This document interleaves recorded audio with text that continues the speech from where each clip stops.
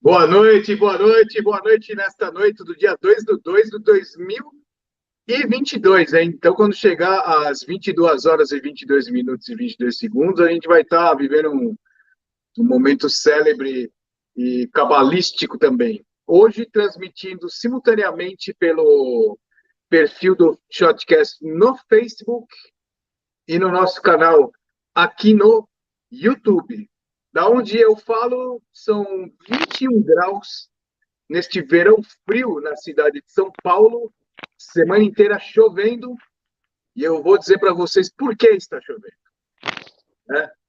Quem trouxe a chuva para São Paulo foi um amigo meu que está aqui comigo, que eu vou apresentar para vocês já já. E eu tenho certeza que vocês vão encher ele de pergunta. Então, a gosto do nosso amigo Eric Carmo, que eu não sei se ele está aqui com a gente já. Você está por aqui já, Eric? Você vai ver que hoje o negócio vai ficar bonito, viu? Praticamente, como é que chama isso? Tradução simultânea, né? Muito bem. E aí, Celso, como é que tá as dobradiças de Pelotas do Norte? As dobradiças do inferno estão molhadas. A temperatura está excelente, aí na base dos 21, 22 graus, só que chove sem parar. Não que eu ache ruim, mas já estamos começando a mofar. Passa um paninho, né? Como é que é o nome daquele produto lá que você usa para limpar a arma, para tirar mofo?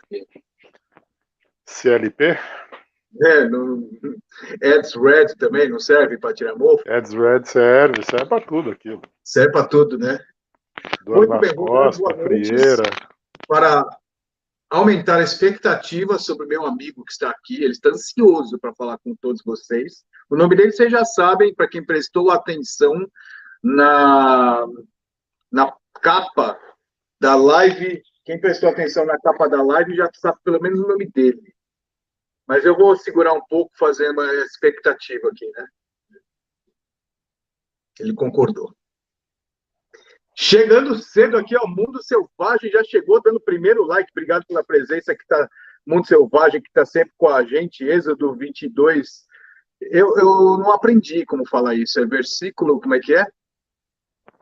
Deve ser capítulo 22, versículo 2, não é isso? Capítulo 22, versículo 2. Êxodo. Acho eu. Né? Olha quem está aqui hoje, ó. Espera aí que eu não falei direito. Êxodo dando boa noite para mim. Boa noite ao Êxodo. Eduardo DS, hoje vai acompanhar ao vivo, já ficou preparado, chegou antes e está aqui dando seu boa noite a todos. Meu amigo Elisandro Dallalana também está por aqui dando seu boa noite. Red Gaze, diretamente de Curitiba, dando salve, salve. Acertei o lugar. Olha quem chegou aqui também, ó. Choke Cilíndrico, dando boa noite. Boa noite. Ele já está me sacaneando também aqui, ó. Choke Cilíndrico está me sacaneando, está falando que ia sortear a PlayStation. Obrigado, eu fico lisonjeado, porque o Yuji era um molequinho, um rapazinho, né? E a essa altura do campeonato, vocês me compararem com ele, eu fico muito feliz, sabia? Rogério Demetrio também está sempre com a gente, dando boa noite para os amigos armamentistas. Jotinha, muito boa noite, diretamente de São José do Jotinha. Rio. Já aguardando a live, ele chegou cedo também, ó. Geraldo Barbosa. Aliás, falando em Barbosa, eu queria mandar um abraçaço para o meu mestre, meu querido amigo, meu sensei, Marco Barbosa, que ele também está com além de estar com esse livro aqui, ó, para quem gosta da história, ele conta a história da equipe B9 de Jiu-Jitsu, que é capitaneada por ele, e ele também está com um canal no YouTube. E olha a falha minha, eu esqueci como é que chama o canal dele, mas acho que é Fala Chuchu. Não é Fala Chuchu, é?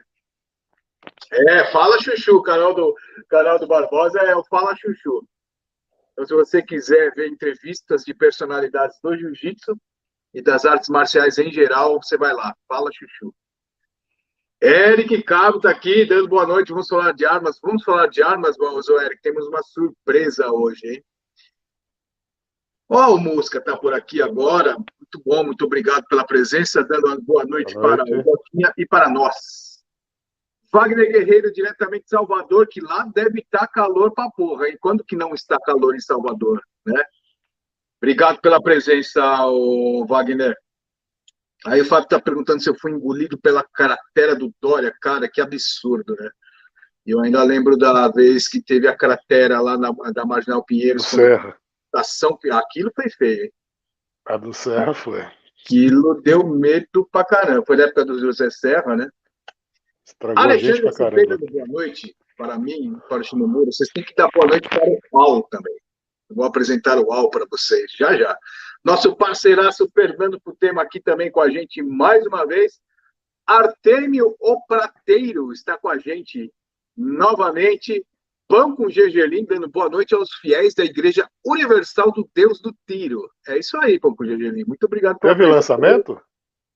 Não teve, mas é porque a gente está preparando para fazer um lançamento à altura do que o Deus do Tiro merece.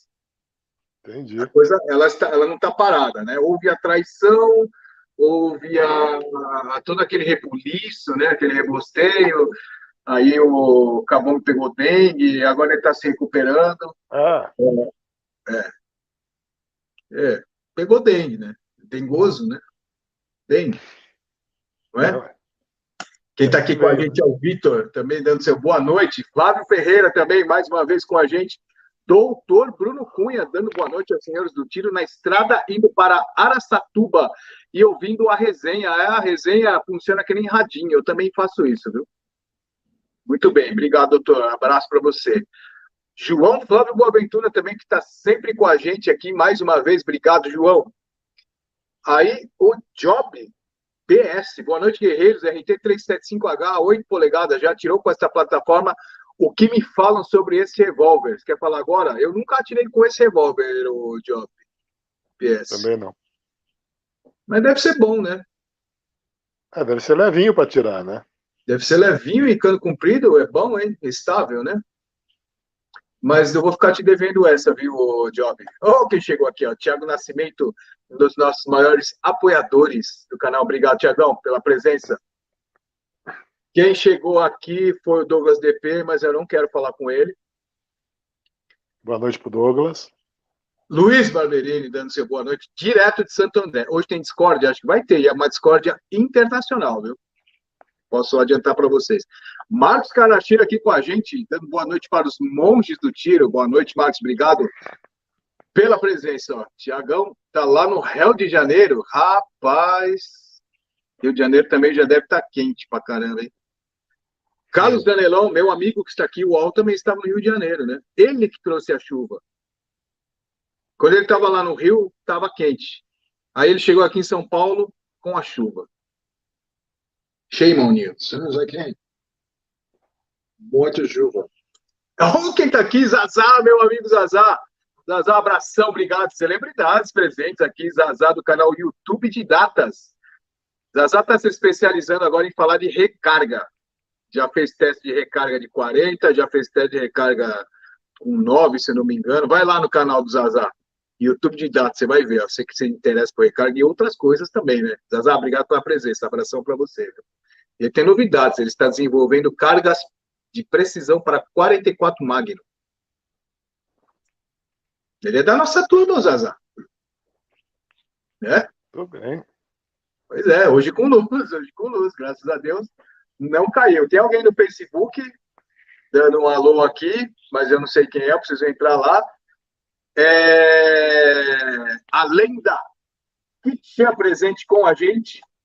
Você já Grande treinou Kit. outro?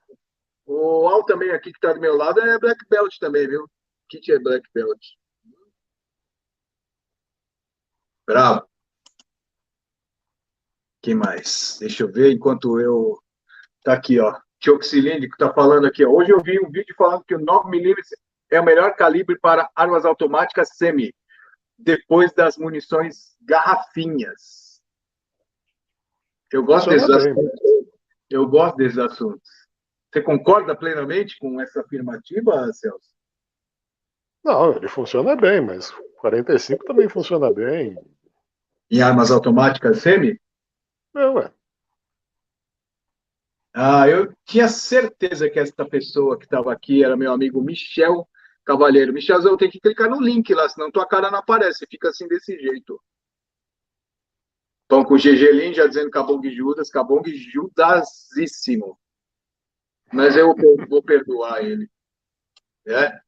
Diretamente da ponte aérea Lisboa, Betim, Pedro Castro Martins está com a gente mais uma vez. Tá aqui, ó. Agora ele entrou pelo YouTube, ó. Meu amigo, meu brother, meu camarada Michel. Obrigado pela presença. E aí, Dredd Gaze perguntando da novela do 9. Calma, tem tanta coisa para fazer, mas está em andamento, viu, Dredd Gaze? Vai sair. Muito bem. Ó, Marcos falando do canal do Zazá, que é top também. Vai lá, se não foi, vai lá, tá perdendo tempo. Ó. YouTube de datas. Meu brother Zazá. Muito bem. Eu quero apresentar para vocês, antes de apresentar para vocês, eu quero falar que o Jotinha que está convocando. Agita a moçada para a ShotCast em agosto de 2022 em Joinville. Está longe ainda, mas é bom a turma ir se programando, fazendo reserva de bilhetes aéreos e hotéis. Tá aí a dica do Jotinha, senão o bagulho vai ficar complicado mesmo, porque eu tenho certeza que a ShotCast desse ano vai ser muito concorrida. Você vai esse ano, Celso? Tentarei tudo que puder, peraí. E se tentarei tudo que puder, até os teus filhotes vão estar grandes lá já, bom? Até lá? Espero eu que sim. Muito bem. Então, agora, momento que eu tanto aguardava que vocês... eu queria que fosse surpresa. Para quem ficou atento à capa da live de hoje, já sabia que ia ter novidades, mas eu acho que vocês vão ler também, né? Então, quem está aqui comigo é meu amigo Hogan. Boa noite. Meu amigo Hogan, ele está aqui na minha humilde residência, mas ele está no Brasil para resolver as suas coisas de jiu-jitsu. Jiu-jitsu Vacation. Ele veio. Vou apresentar o Al para vocês. Meu amigo Al, ele é professor de jiu-jitsu, proprietário de uma academia lá na cidade de Anápolis, no estado de Maryland, nos Estados Unidos. Retired Federal Law Enforcement Agent. Como é que fala isso, Eric? Como fala isso, Celso?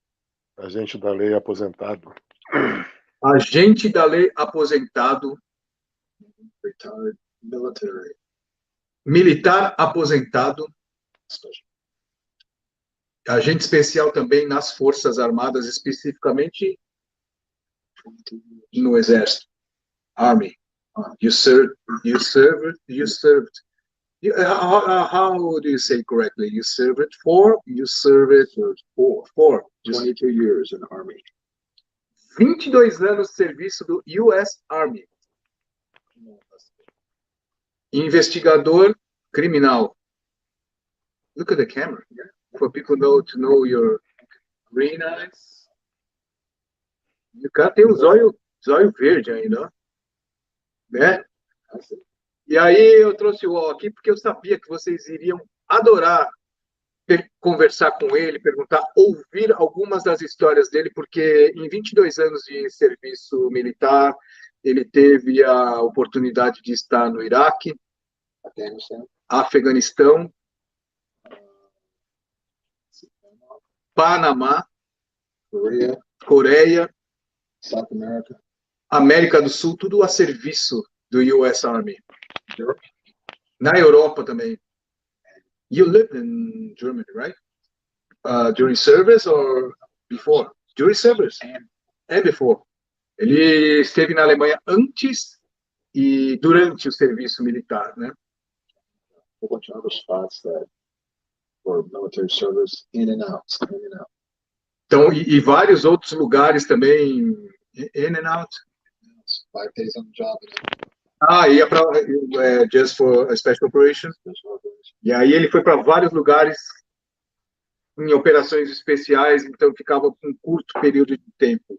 But in Iraq and Afghanistan, you spent a long time there, right? Iraq for 1 year. Um ano. Afghanistan, 1 year. Um ano no Iraque e um ano no Afeganistão. What do you think about, what is more interesting for people to know about the service? How did you start service? Didn't have a job like everybody else.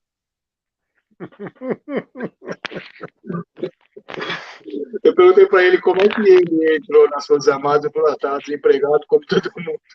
Mentira, o pai dele já era das Forças Armadas. Para service for U.S. Army, right? Yes, my father was in the service for 27 years. 27 anos o pai dele esteve em serviço. What was his rank? He was a command sergeant major. He was the highest enlisted service member you could be. O pai dele, então, ele entrou no alistamento. Was it mandatory at the time? Yes. The enlistment? Ele entrou durante, he enlisted during Vietnam? He went to Vietnam? Yes. There was no choice. O pai dele, então, ele se alistou durante a guerra do Vietnã e ele foi para lá. E ele é um sobrevivente. He's a survivor from the Vietnam War. Yes, he was there for 2 tours. 2 tours, which last, each one, a year. Então, ele foi para lá em duas incursões, ele esteve lá de 1 ano cada um. And even with this kind of occurrence, is that the word? You choose to serve too? Because you don't know anything else. It was familiar. How old was he at the time? I joined the military when I was 20. Entrou no exército quando ele tinha 20 anos de idade. E aí, you didn't have a choice, you said? Well, I didn't. I had a choice. I just didn't have a job. Okay. Yeah. Because it was hard times that time? No, I just didn't have a job, and my dad was in the military. It was familiar, and it looked like something, hey, I would take advantage of. But you already went to university? No, or you did it before after? I went to university for 1 year. Then I joined the military, and I decided I was going to use the military's benefit in order for me to finish university. Okay. GI Bill. What? The GI Bill. Exactly. The Montgomery GI Bill.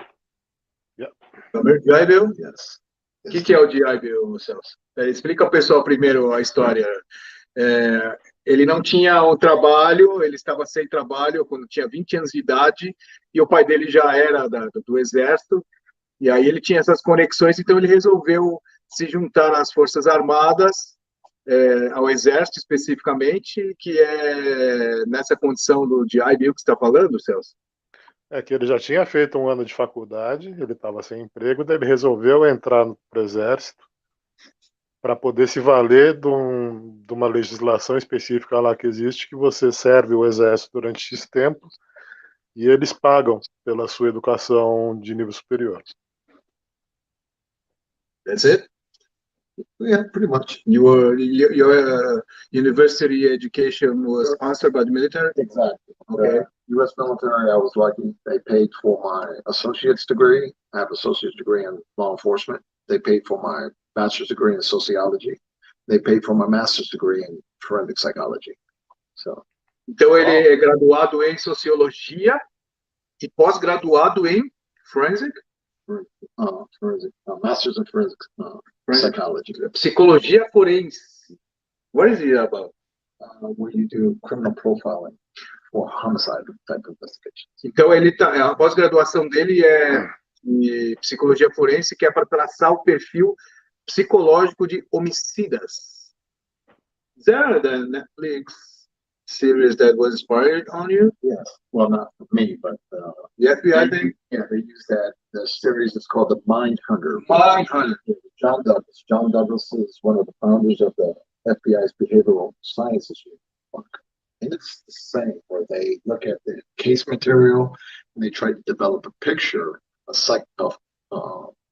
forensic psychological picture of an individual that may have perpetrated a criminal activity.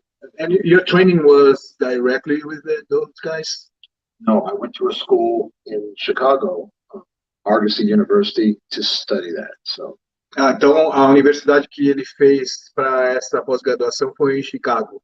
Then to do my practicum, I had to go out into the field, and I went out to work with the Baltimore City Police Department Homicide Bureau for about 9 months to do forensic profiles on them. You were the specialist at that time for that service? Well, I helped them. You helped them. But you helped them being in the military, having this specialist? I was finished with the military. You already finished with the military. Então, depois do exército, ele ainda trabalhou na força policial de Baltimore como... A gente pode chamar de perito, né? Seria o equivalente ao nosso perito, né? Em traçar... Trabalhou junto com o perito. Trabalhou junto com o perito para traçar esses perfis criminais dos homicídios. Comportamentais, muito bem. E o que ele estava falando antes é de uma série que tem na Netflix. Eu provoquei ele, porque eu já assisti. Se vocês não assistiram, essa série chama Mindhunter. Ele conta a história de como é que o FBI começou com esse negócio de utilizar a psicologia para traçar o perfil criminal e você conseguir não só provar, condenar os criminosos, mas de você conseguir ir atrás deles, né? Então, foi onde tudo começou, e ele é oriundo especificamente dessa escola. How was it? Oh, it was awesome. It was an awesome time. Baltimore ranges with about 350 homicides a year, so it's a lot of job. A lot of work. You just go from homicide to homicide to homicide. Eu perguntei para ele como é que foi. Ele falou, foi da hora, porque na região de Baltimore, onde ele estava, são 350 homicídios por ano. Para nós é pouco, né? Para nós é muito pouco, mas para eles dá uma média de 1 por dia, então é um caso atrás do outro que ele está explicando aqui. It's a lot of crime. A lot of crime there. For a city that, or a state that's guns are controlled, there's a lot of violence, a lot of gun violence. So. Do you think that this gun violence is bigger in states that are more gun control? Is it related, or you think that gun-free states, the crime are less violent, or there are less gun violence? Well, everyone's going to argue statistics, and statistics I can make math look like anything. The only thing I have to do is use the numbers in order to suit my argument or support my argument. But from personal experience, I would tell you, I've lived in Maryland and I've lived in Texas. And in Texas, the crime rate is significantly lower because everyone expects someone else to have a firearm, carried personal, concealed, or in the open. In Maryland, people expect you not to have a firearm. So in the wrong area, wrong time, you can become a victim very fast. Only bad guys got guns when regulation works. Então, a visão do UOL sobre as armas, a disponibilidade de armas, você está muito mais vulnerável em locais onde tem um controle maior de armas, porque os criminosos eles vão para cima de você sem a expectativa que você tenha arma, ou com a expectativa que você não tenha armas. E aí ele também esteve no Texas, aliás, ele é nascido no Texas. Which city you were born? I was born in San Antonio. San Antonio, Texas. Ele é natural de San Antonio, Texas. Então ele deu Texas como uma comparação máxima, do mesmo jeito que a gente também gosta de colocar o Texas como referência de liberdade com armas. Ele diz que no Texas a probabilidade de você encontrar alguém armado para você fazer uma maldade é muito grande, então esse tipo de ocorrência acaba sendo menor. Ele até ressaltou logo no começo da explicação de que estatística você consegue usar ela da maneira que for mais conveniente para você, mas contra fatos é difícil de você argumentar, né? Porque você compara os números de violência no Texas e compara o número de violências em Maryland, que é o estado da cidade de Baltimore onde ele esteve exercendo essa função de perícia. Is there more homicides in Maryland than in Texas? Well, Texas is 100 times bigger than Maryland. So per capita, you're looking at the population. So the homicide rate is higher in Baltimore based upon the smaller figure of individuals that live there. Obviously, in Texas, there's more people. So per capita, excuse me, Baltimore is one of the highest homicide cities in the United States. Gary, Indiana, surprisingly, is pretty high as well. So is it gun control too? Wow. it's not. It's not? There's a lot of regulation within cities of Gary. So, I mean, when you get into different areas where you have a lot of guns and you have drugs and stuff, and the economic, I guess the economic condition is really low, then you're going to have high crime as well. So like again, we're talking statistics. So we got to look at the elements that we're gonna talk about. Okay. Do you want to look at a middle class environment where people have employment, people have education, then you want to perspective, and then you put all this together. So statistics, we can change them to suit our argument, and you've done it. Okay.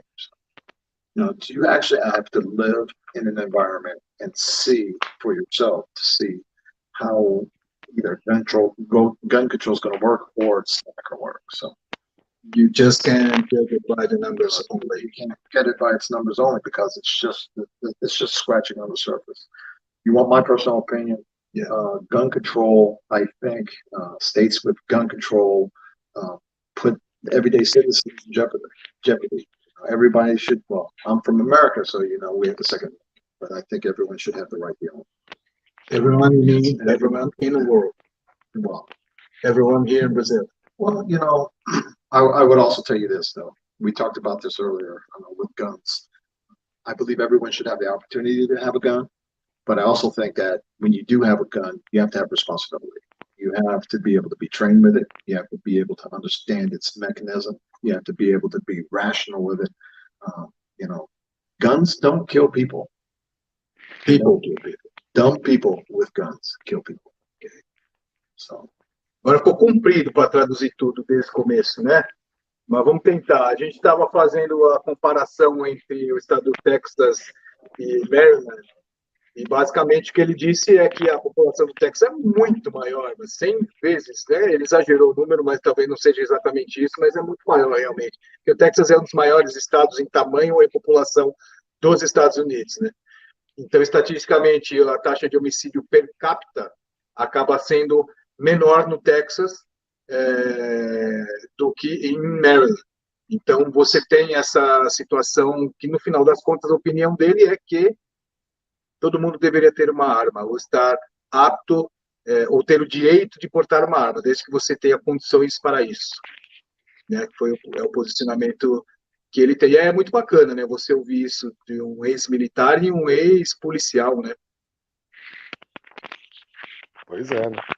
Não é? A visão que ele tem sobre isso, ela vai muito de encontro ao que a gente defende e prega, né? Deixa eu ver o que o pessoal está perguntando aqui no chat, porque o pessoal deve estar curioso. Eu estou vendo aqui o chat correr e o pessoal já está falando pra caramba aqui. Tá todo mundo falando em inglês aqui. Everybody's asking you in English. You want to start from the beginning? Don't mess with Texas. Don't mess with Texas? Where is it? LNS, don't mess with Texas. Don't mess with Texas, okay. Don't mess with Texas. Yeah, well, first of all, before we start, I've looked at a couple of these. I wanted to start off by saying thank you, everyone who has welcomed me to Brazil. This is one of the reasons I like to come to Brazil, because the people here are so friendly. I have friends that they tell me, oh, how can you go to a country and, you don't know anything about the country and, aren't you going to be apprehensive? No, I come to Brazil. It's an awesome country. Everyone is friendly. Everyone wants to speak to you. Whether they speak English or not, they're going to speak to you. So I've not had any problems. Do you speak to them? Oh, of course. You make gestures and... Hey, aqui fala português pouquinho. Say it again. Fala português pouquinho. Thank them in Portuguese. Oh, thank them? I can't thank them in Portuguese. I'm not at that level yet. My Portuguese is not there. Just say obrigado. Muito obrigado. Bom. Antes de começar a responder as perguntas, ele queria agradecer a todo mundo que deu as boas-vindas. que ele gosta do Brasil, porque todo mundo quer falar com ele, todo mundo acolhe bem ele. Mas, e aí ele está agradecendo, eu falei para ele agradecer isso em português. Mas ele é um cara de pau. How do you say cara de pau in English? No, you're going to ask me how to say this. Como é que fala cara de pau em inglês, Celso? Wood face? That's what it means, because you know I can't say it. No, it says it's something like cheeky. Like Excessively cheeky. Oh, you're being cheesy. No, cheesy. Cheeky. Cheeky. Cheeky. We don't Cheeky, yeah. use that word cheeky very much. Because he's an old-fashioned guy. We don't know. I mean, I'm older than you, so I don't You're use the his word age. Cheeky. What's the meaning of cheeky? É meio atrevido, meio ousado. No, not cheeky. No, not that way. Cara de pau, because he is married to a Brazilian woman. But he doesn't speak Portuguese at home. Ele é casado com uma brasileira, mas não fala português em casa. Por isso que eu falo que ele é cara de pau. Because my wife is learning English and she will not speak Portuguese in the house because she wants to learn English. So now I'm at the deficit. A desculpa dele é que a mulher dele está aprendendo inglês. Então, para praticar, ele só fala inglês em casa. Okay. And if anyone out there is married to a Portuguese Brazilian woman, they know exactly what I'm talking about. Para todo mundo que for casado com uma brasileira portuguesa, I'm not arguing with it. sabe o que está falando. Então, ele não discute com a mulher dele. But I think it's a good politics with every nationality you get married to. Yeah, you don't argue with your woman. Tá certo. So There you go. You're right. that's right. Bons ensinamentos. Então, vamos começar com as perguntas, que aqui, ó, quem foi que fez a primeira pergunta? Cadê? Primeiro vou aqui, ó. Mundo Selvagem está pedindo para o Celso mandar um abraço para o filho dele de 4 anos, o Caio. Ele adora você e ele fala japonês bonzinho. Pô, maravilha. Abração para você, Caio. Muito obrigado pela audiência. Muito bem. Então, tá aqui, ó. Cara de mal. You have a bad guy. You look like a bad guy. I look like a bad guy. Are you a bad guy? Oh, one of the nicest guys in the world. Yeah, I can't tell. Isso quer dizer, isso na verdade se diz melhor que he looks mean. I got this thing on my nose because I was doing jiu-jitsu. I've been here for almost now 2 weeks, fighting every day. Nobody noticed. No, I'm sorry. I drew attention to it. Muito bem, muito bem. Já tem que perguntar de cara se ele usa 1911 ainda. They still use 1911 pistol? All right, so let's talk about the 1911. I have a Kimber Custom 2 1911 that I absolutely love. Best gun ever. We talked about this before in dinner. When I was in Iraq, there was some special people that had Wilson Combat 1911s. Awesome gun as well. Problem in Iraq that the sand is so fine, almost like baby powder. It really will cause you to have problems with the 1911 or any steel gun that you're going to use or have oil. So this is something serious you just said. Yes, I had the same problem because when I was in Iraq, I carried a 6-hour 223 steel gun. Had to clean that gun almost 10 times a day because of the fine sand that's in Iraq. Now, there was other people that had Glocks, and a Glock was, it was the workhorse there. That gun didn't need cleaning whatsoever. It could go through all kinds of conditions, and it shot. But if we go back to a normal environment, 1911 is the gun that I would carry. It has the 45 stopping power. Kimber Custom 2 is my gun of choice. That's the one. If I had to put my money down, that's what I bought. Really? In 45? In 45. Single step. Single step. The old-fashioned way. 8 rounds, that's all I need. Eu fiquei agora pensado com essas duas revelações, né? Porque o que ele acabou de dizer sobre a 1911, para quem não entendeu, então eu vi inclusive essa Kinder em 45 que ele guarda, ele fica embaixo ele fica na gaveta do escritório dele. Zen Academy ou at home? É home. No escritório da casa dele, então essa Kinder que ele tem, ele deixa lá no escritório da casa dele, e ele esteve com ela no Iraque. E aí ele está dizendo que não dava muito certo, ela dava jam a lot with the fine dust. Fine dust. The fine dust gives you problems with steel guns in those environments. Então, ele falou um negócio que é muito sério, que o pó da areia lá é tão fino que ele causava problemas em armas de metal. Yeah, it's like getting out of the shower and just putting baby powder all over yourself. É que nem você sair do chuveiro molhado e colocar talco. E aí a arma começava a dar problema. E as que não davam problema eram as armas de plástico. Serious, huh? Yes. So now the Glocks shoot no matter what.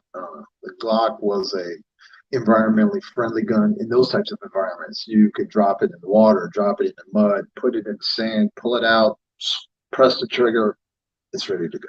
Então, em serviço, para a alegria de muitos, principalmente o do Guilherme Tegoni, que está presente, que é um gloqueiro fanático enrustido, está dizendo que a Glock funcionava de qualquer jeito. Qual que é a tradução de workhorse? Cavalo de trabalho, que funcionava na areia, na água, na lama. Pau para toda obra. Pau para toda obra. You have mud there in Iraq? It rains. Oh, it rains there. It's got some And the fine dust turns into baby powder rain, man. It's terrible. Chuva de talco. Yes, exactly. Doesn't it hurt your eyes first? It's in everything. When I got back to the States, I had sand all over me still. Don't tell me where.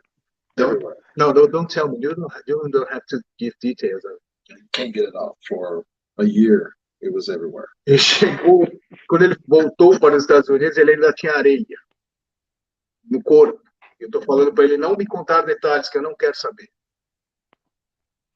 Vamos para a próxima pergunta. Welcome to Brazil. Dread Gaze.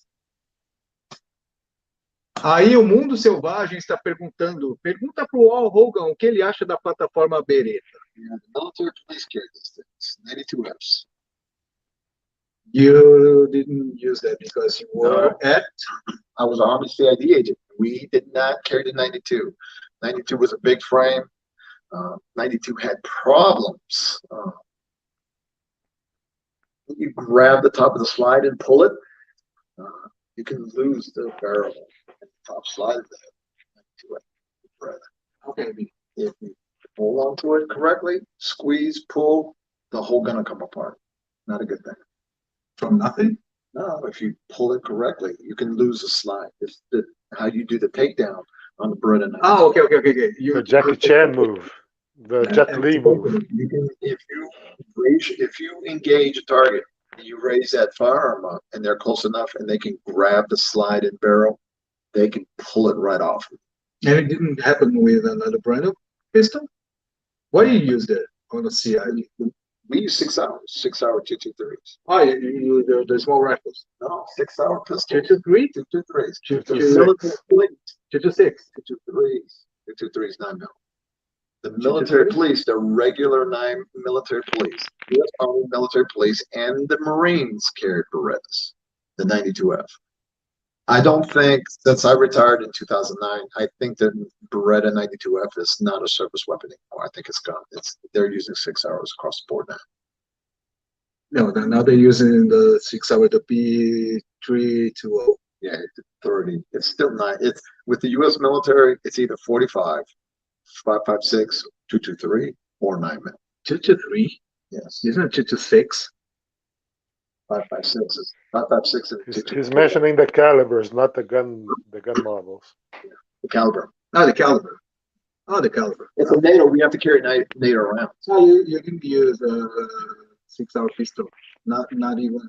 You didn't carry a pistol, just a rifle. No, I did. I carried a 6 hour 223 which was a 9mm pistol in Iraq, and I carried M4, right? Colt M4 short, H&K MP5s as well, and Uzis. Was it you? Yeah. Uzis. What's CID stands for?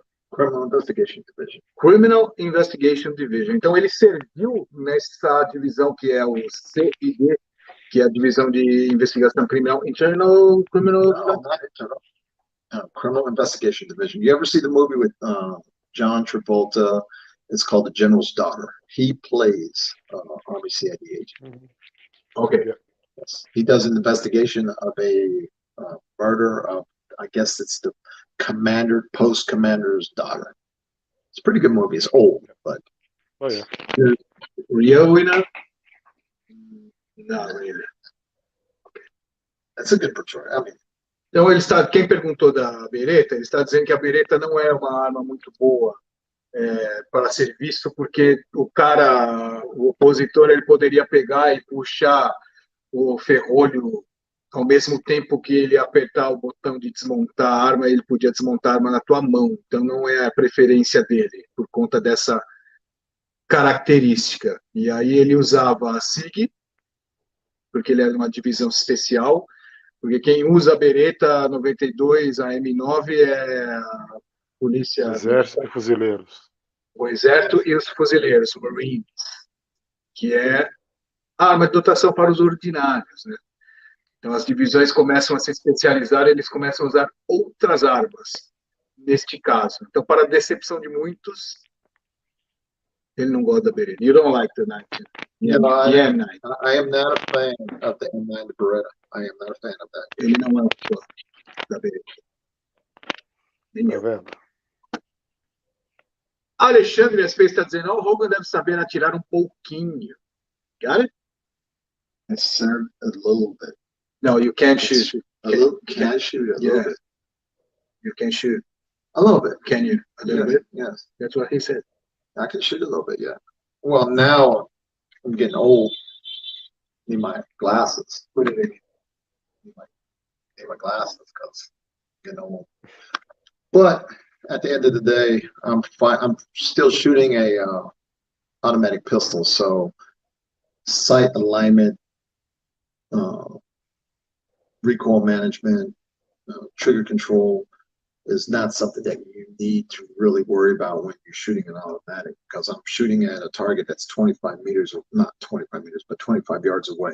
25 yards makes about 25 meters. Okay. Yeah, I'm used to yards because I'm in the States. You know, we don't use a metric system in the States, but I'm used to shooting. So it's a lot of point shooting center mass. So after you start just point shoot, I'm not even looking through the rear. I'm not trying to line up the front sight and the rear sight of any of my pistols, my automatic pistols. No, because you practice defensive shooting. Yes, that, but not so much target shooting. It's draw, point, press, bang. Muito bem.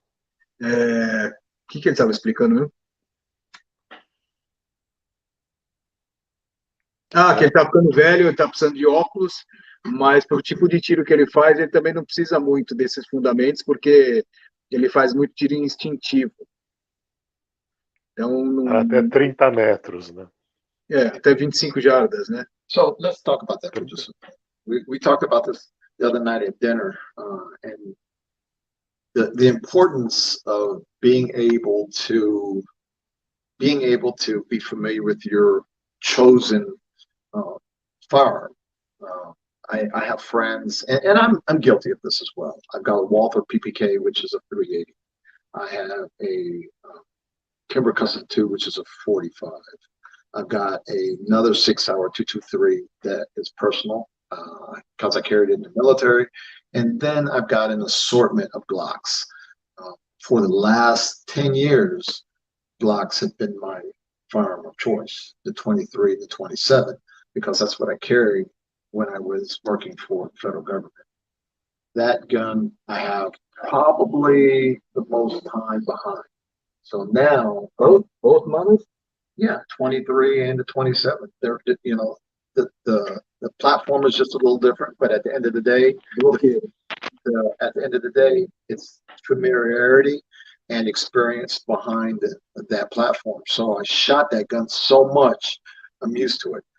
The problem is when I go back and I get my Walther PPK and I take it to the range, I have to relearn that gun almost.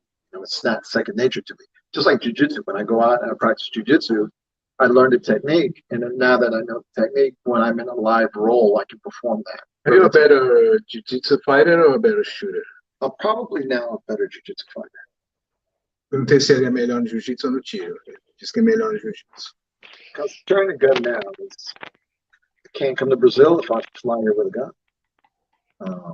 There's a lot of places in the States. If I carried my firearm, I couldn't go to the mall because they have alcohol in the mall. They have kids at the mall. So although there's places you can have a gun, the individual businesses start to restrict it. So it just gets to be a pain to carry. In Maryland. Você lembra do começo, Celso? Que eu já estou perdido aqui para fazer a tradução. Não, ele estava falando que ele, apesar dele ter a Kimber, ter várias armas, ele e a Zig, que é igual que ele carregava em serviço, nos últimos 10 anos ele basicamente tem usado Glocks, porque era a arma que ele usava enquanto trabalhava para a agência federal. E ele mencionou que é justamente aquele negócio que a gente já comentou alguma vez aqui, que é familiaridade e treino. Você tem costume de atirar com aquela arma, e é o que ele relatou, foi a arma com a qual ele mais atirou, essas Glocks da época do serviço federal dele. Então, basicamente é o que ele usa hoje em dia. Então, quando ele leva a PPK dele para o stand, ele praticamente tem que reaprender a usar a arma, por causa da questão da familiaridade. É isso. Would you consider yourself a gun nut? A gun nut? Or you just like it? A gun, how you describe a gun less than nut? A gun enthusiast. I think the term is pretty relative. I mean, you have a lot of people here that are watching. How many of these people only own one gun? Uma pergunta, eu perguntei para ele se ele se considera um gun nut, né, que seria um fanático, como a maioria da gente. Então ele está respondendo assim, isso é muito relativo. Quantos de vocês têm apenas uma arma? Ele está levantando essa questão.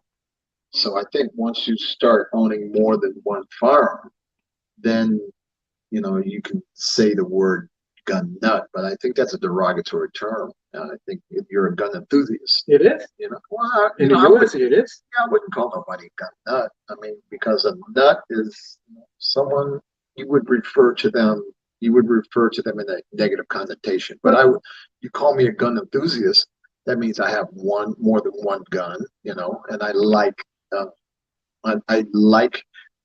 that world. I like shooting. I like being around it. I like the range. I like learning about it. You know, you even have gun enthusiasts who don't have firearms. So, you know, like you have jiu-jitsu enthusiasts that doesn't fight, doesn't even practice. Exactly. But I would tell you, I don't know if I would use the term a gun nut. I mean, I would call you a gun nut because we're friends, but I don't think I would call that. Among us, it is allowed, right? Yeah, I wouldn't say that to somebody I didn't know, so because it's a negative connotation, you know. So está dizendo que esse termo gun nut, perguntei para ele se era um gun nut, ele está dizendo que é um termo muito depreciativo, derrogatório. Como é que fala isso, Celso? Muito derrogatório, muito negativo. Então, o certo seria classificar como um entusiasta por armas, né? Um gun enthusiast. É uma coisa um pouco mais suave, porque um gun nut seria tipo um louco por arma, de louco no mau sentido, de louco doido, barreto da cabeça. Mas é o que eu estava falando para ele, entre nós, a gente se permite falar dessa maneira, não tem problema, né? Mas the example you gave is what happens in reality, because people outside the gun community, if you have more than one gun, and if you go to the range more than once a month, you're considered a gun nut, right? Well, people would refer to you as that, yeah, but I would call myself a gun enthusiast. I mean, people ride their bike more than 2 times a week. Are you going to call them a cycling enthusiast or a cycling nut? So I want to answer Pedro's. Pedro has this question right here. Okay, let's go. Pedro right here asked me. Let me translate before. Yeah, go ahead. Ele tá dizendo que você chamaria uma pessoa que anda de bicicleta 2 vezes por semana, que eu perguntei para ele, para qualquer pessoa que está fora da comunidade de armas, olha para a gente que tem mais de uma arma e vai para o stand mais de uma vez por mês, eles consideram a gente como doido. E aí ele colocou esse exemplo. Você pega uma pessoa que anda de bicicleta mais de 2 vezes por semana, você acha que essa pessoa ela é um doido por bicicleta? Porque realmente quando a arma é envolvido tem essa conotação até lá nos Estados Unidos. Ele quer responder essa pergunta do Pedrão, que ele está perguntando: How do you rate the Beretta M9 reliability in combat on a scale of 1 to 10? And what do you think of the switch from M9 to M17 sidearm? Para quem não entendeu a pergunta do Pedro, é o seguinte: ele está perguntando como é que ele classifica a confiabilidade da Beretta M9 em combate numa escala de 1 para 10, e o que ele acha da troca da M9, que é a Beretta, para a M17, que é a SIG P320. Well, I'm going to tell Pedro right off the bat that I'm not going to answer his question because that M9's reliability in combat, I mean, obviously the firearm works because there's been people who have lost their lives as a result of someone being trained to use that firearm. But the reliability, when we start talking about a reliability issue, is the individual operator has to maintain that piece of equipment. And if that equipment is not maintained, it's not going to be reliable.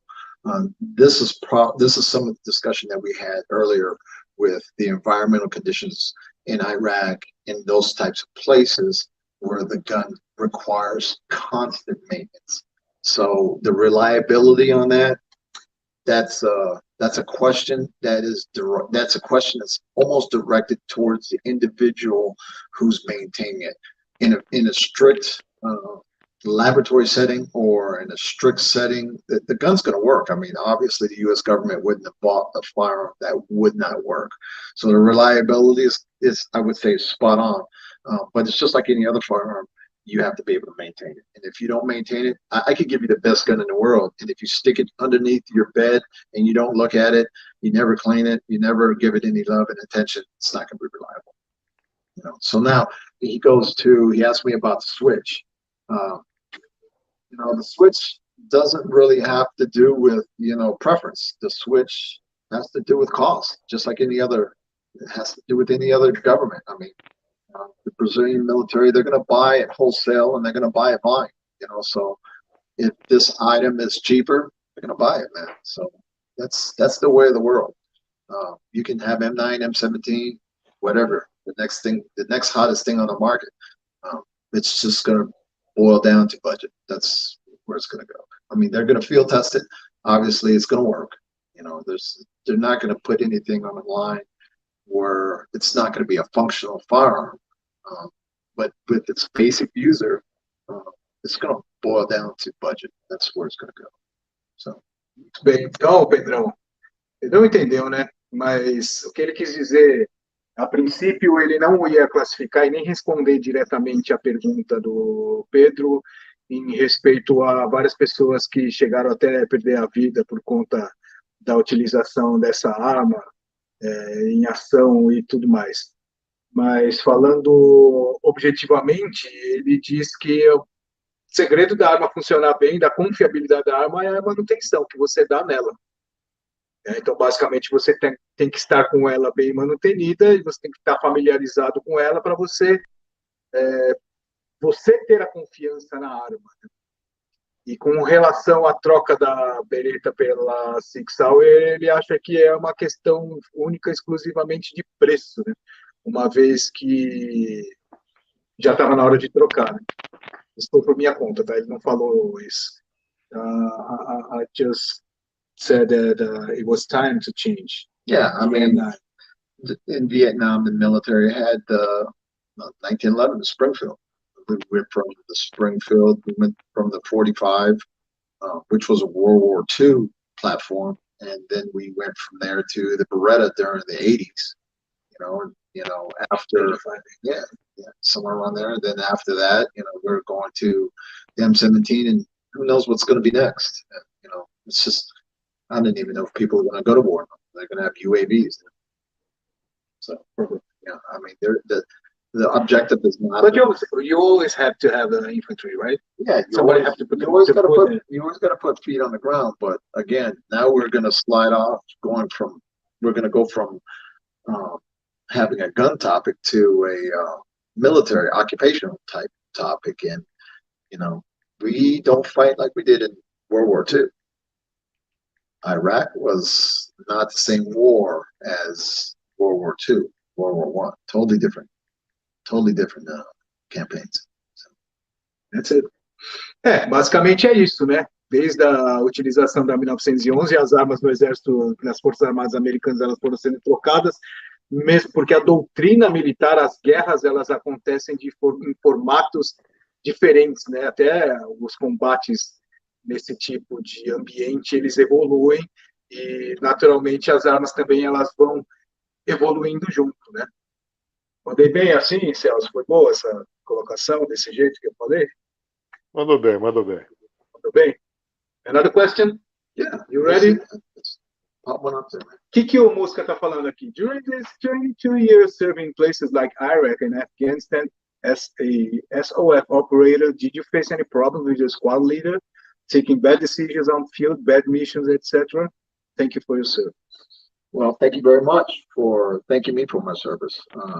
Unfortunately, I didn't have a squad leader. I was an officer in the military, so I was the one in charge. But you were the one to have bad decisions? Yeah, I was the one to make all the bad decisions. So I never made any bad decisions. So, but no, the military teaches you to make decisions in very austere and hard environments. And you can't second guess your decisions. The decisions have to be made in a split moment sometimes, and they're not decisions that may impact you, whether you're going to have lunch or not. A lot of times, these are decisions that are going to affect your subordinates or other people's safety, and you want everybody to go home. So, bad decisions are usually identified after the fact, when people want to sit down and Monday morning quarterback you and look at all of the totality of the circumstances, but the decision that you make is based upon time. So you may not have all the information, you may not have a lot of time, so you have to make a decision, and that's what they pay leaders for. Leaders have to make decisions with little or no information during some of the tougher times, and they have to make sure that those decisions are appropriate for the health and welfare of the people that they command and the people that they're providing safety for. So, are there bad decisions? Yes, there's just all kinds of bad decisions. Do you intentionally try to make bad decisions? No, you don't. We have a sense of integrity. Anybody who's in a leadership position has been put in that leadership position because they've determined that they have the character, they have the intestinal fortitude, they have the experience, they have the knowledge, and they have the head to remain calm and cool and collective during times of high stress to make these decisions. A lot of times you hear the stories of bad decisions, but at the end of the day, that's the seesaw battle. When you get all of the information, it's always easy to sit back 200 miles away from somebody and make decisions. Colin Powell used to say this all the time. The guy on the ground has all of the information to make the correct decision. The guy that's in the rear with the gear usually doesn't make the correct decision. Did you have a specific training for that? Oh yeah, there's all kinds of military leadership schools that they put you through to enhance your decision-making process. But at the end of the day, and when you're operating, whether you're in a peacetime environment or you're in a conflict environment, you're going to have to make decisions during stressful times, and they're not always going to be the best. So.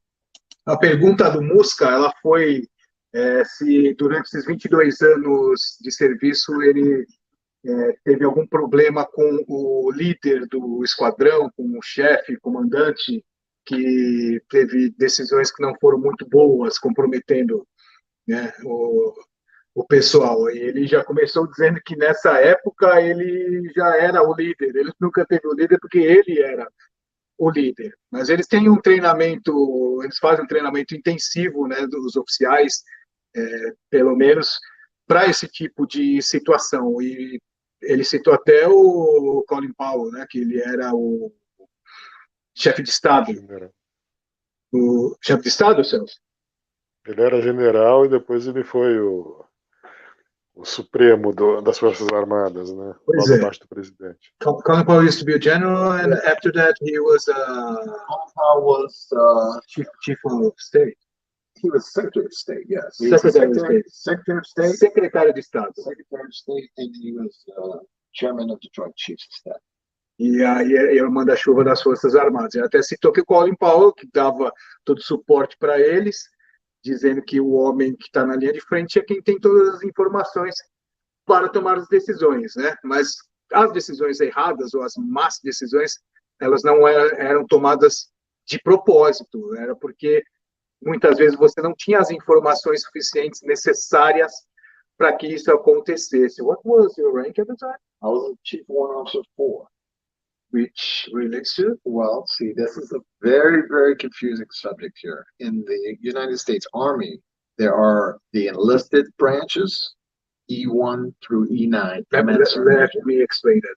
Eu perguntei para ele qual que era a patente dele nessa época, e ele está explicando que isso é uma matéria muito controversa, porque é meio complexo. Então, você tem, you have the enlisted people that goes to E1 to E9. And then we have the officers that go from second lieutenant to general. E aí, os enlisted são os alistados, né? Então, você faz o alistamento, então você tem essa classificação de E1 até o E9. E os oficiais, you go to officer school. So we have now a branch in the middle, which is called warrant officers, and I was a warrant officer. So I came from the enlisted side to become a warrant officer in the middle, which the enlisted people really don't understand and the officers don't understand. And the warrant officers are a very, very small group of specialized technicians in the Army. Então, você tem o pessoal que é os alistados e você tem os oficiais, que fazem a escola de oficial. E aí, agora, ele está dizendo que é o seguinte, entre os alistados e os oficiais, criou-se uma nova classificação. Technicians? Yes, we're technicians. Que são os técnicos, né? Que são, eles exercem funções especializadas. So the way, the easy reference for that is that we are officers that do our job no matter how high we get into rank. Então, são oficiais que são operacionais e não importa qual que é a patente que ele está no momento. With the regular Army, as you increase in rank, your job may be a helicopter pilot, but then you're working as a supply officer, then you work as a company commander, an executive officer, and you start to lose your traditional trade as you increase in levels of in grade. You don't go to the factory ground anymore. Once you become an officer and you start to get like to be, lieutenant colonel, colonel, you're not doing your job anymore. You're doing another job. You're doing a leadership type job. Então, quando você vai subindo de patente, você não vai mais exercer as funções operacionais. Os oficiais não exercem mais as funções operacionais quando vai subindo de patente. Agora, the technicians, they still... We continue to do our job. As a criminal investigator, I continue to do my job. I had investigators that worked for me. So we never deviated from our career field. Então, eles nunca saem de exercer, eles nunca param de exercer essa função inicial, mesmo que eles vão subindo de patente, né? Essa é a diferença desse French, how do you call it? We never differentiate. Não se diferencia nunca, então eles continuam sempre mantendo na carreira. So you spend your 22 years in service doing your job every day. Então ele passou esses 22 anos na carreira dele sempre como um investigador criminal, depois como chefe de investigação criminal in the US Army. Yes, No exército americano. Agora vamos ver como é que estão aqui. Felipe Felca, Punk GG está dizendo, let's talk about long shooting sniper shit stuff. Well, it's I would tell you this: it's easier to call for fire than to shoot as a sniper. Sure enough, yeah. Huh? You still friends of them? With the snipers? Yep. Yeah, I mean the sniper's bullet is only so is only so big. The F-16 can level a house. Você quer fazer a tradução, Celso? Ele tá falando que é muito mais fácil você chamar um ataque aéreo do que usar um sniper, né? Porque a munição, a bala que o sniper usa é desse tamanho. Você mandar um F-16, vai o quarteirão inteiro, né, se precisar. É verdade. Wagner Guerreiro está mandando saudações azuis para o Hogan. Blue. Não, Blue. Saudação, como é que é? Azul, Regards, salutations. Blue regards. Blue regards. Blue regards. Yeah, what do you mean with this? Yeah, Blue regards. Police thing? Isn't it police thing? Yeah, the blue thin line. Yeah. É isso, Wagner? O azul é por conta do código de polícia deles? Tem bastante coisa que o pessoal está falando aqui no chat. Vamos ver aqui, ó. O Eric Carmo dizendo que Colin Powell era o secretário de Estado e o Dredd Gates dizendo que ele é secretário de Defesa, é secretário de Estado. Né? Ok, uma pergunta do Mundo Selvagem. Você chegou a conhecer o Chris Kyle? You met him? No, I've never met him. I was in Iraq the same time he was there, but I never met him. Ele não conheceu o Chris Kyle, mas ele é contemporâneo. E é do Texas. From the same hood?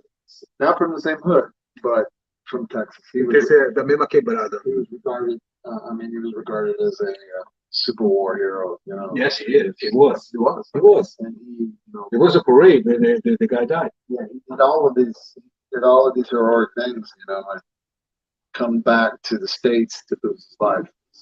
Was he a real legend? Yes, In the force. very tragic. Very tragic. Yeah, a lot of people knew him. So O Chris Kyle realmente era uma referência. E é do Texas, assim como o All. Então, o negócio, Chris Kyle, ele está confirmando que ele realmente era um herói, era uma referência braba mesmo. it takes us into a discussion of post-traumatic stress disorder. That's a whole psychological thing. He suffered a lot with it? He got shot by. He was murdered by. No, I know this, but I think he was helping people with the post-traumatic. Vocês conhecem a história do Chris Kyle, né? Para quem não sabe, o Chris Kyle, ele é o sniper americano de referência, né? Porque todas as guerras sempre tem um sniper americano que ele se destaca pela qualidade, pela quantidade de ações. O Chris Kyle foi o que se destacou no Iraque. E aí ele foi assassinado por um cara, um ex-combatente que sofria de trauma após, como é que chama a doença? Uma situação psicológica, o cara fica doido. Estresse pós-traumático. Estresse pós-traumático. Né? Para quem não conhece a história do Chris Kyle, tem na Netflix, acho que é Sniper Americano, né? O filme dele. Sniper Americano, em português. Sniper Americana. That's what the movie's called. Yeah. What is the original title? Muito bem. Quem chegou aqui foi Diego, do canal Pesca Evolution, dando boa noite a todos. Texas. He wants to live in Texas. So you can go fishing. Yeah, he has a channel called Pesca Evolution. Nice. You have everything there, even fishing. Yeah, is he fishing for bass or is he fishing in the ocean? Where is he fishing? He's saying that he wants to move there. Well, I mean, there's like all kinds of fishing in Texas, but bass fishing is what Texas is for. Largemouth bass. And ponds. Ponds, In the rivers, middle of the anywhere. city. public ponds. Oh, let me tell you, there's probably in San Antonio at the zoo, you could probably find the biggest largemouth bass ever. At the zoo? At the zoo. The city zoo? The city zoo, because the city zoo has a whole bunch of tilapia swimming up and down the river, and these bass just forge themselves on Tilapia is food for everything, né? Ele está dizendo que no Texas é o lugar onde tem maior quantidade e tamanho de black bass. E lá tem black bass, você consegue pescar nos lagos que tem no meio da cidade, assim, lago público. There's a lot of fishing in Maryland now, too, though. There's a lot of fishing in America. All over the place, yeah. Well, you know, I've been trying. One of the things here, I know you're gonna probably call me crazy, but and Flavia has told me that I'm crazy as well, but I want to go fishing in the Amazon. Let's go. I want to go up there. You are crazy. You know, I am. You know. You had a malaria shot? I was in the military for 22 years. I got shots for everything. You had more shots. I got more shots. I got anthrax, malaria. I've got everything. I got shots for diseases they don't even consider. Ele quer pescar na Amazônia e perguntei se ele tomou vacina para malária. Ele tomou vacina de tudo quando ele estava no exército, né? The thin blue line. Yes, it was a thin blue line. Yeah. The police thing. On the license plate, they got the flag. Still not going to get you out of the ticket, though. Drive crazy, you're going to get a ticket, man. I want to drive your car when I get there. Okay. Can I show your driver's license, by the way? I can show you. You can show. Ele tem aquele negócio que nem tem no filme, que tem o emblema da polícia na placa. Ele tem. E eu tô falando que eu quero uma. Quando eu for lá na casa dele, eu vou andar com o carro dele. Porque ele não leva multa. E a galera não para. Isso aqui, ó, é a carteira de motorista dele. Ó. Tem essa inscrição. Mas se não bastasse essa inscrição de veterano, can I show the other one? Which one? The one that shows you from the military, FBI thing. This is the FBI National Academy. I wonder how many of your listeners are graduates from the FBI National Academy. No. There's got to be some Brazilian police officers out there. Alguém já fez a academia do FBI? Ele está perguntando se alguém já fez a academia do FBI e tem uma carteirinha dessa daqui, ó. Isso te livra de multa, te livra de separado. This is the one that gives you the badge that you put in a license plate, right? Yes. Por conta dessa brincadeira dele aqui, ele tem o emblema. Is it an FBI badge? It doesn't. There's no badge. It says it has the number and it has the FBI National Academy symbol. É o símbolo. Esse sim, tem esse símbolo na placa do carro dele. Aí ele não é parado, não leva multa. Speeding ticket? No. Speeding ticket? Not really. Never. You probably are not going to get a speeding ticket. But because it's for leadership, law enforcement leadership. So when I went to the FBI National Academy, there were police officers from all around the world that had attended the FBI National Academy. So when I was still in law enforcement, I would reach out and I'd talk to people who were in Sao Paulo. I would talk to people who were in Rio. I would talk to people that were in Afghanistan. I would talk to people that were in Africa, because the FBI lets these people come to Quantico and spend 11 weeks at the National Academy and graduate.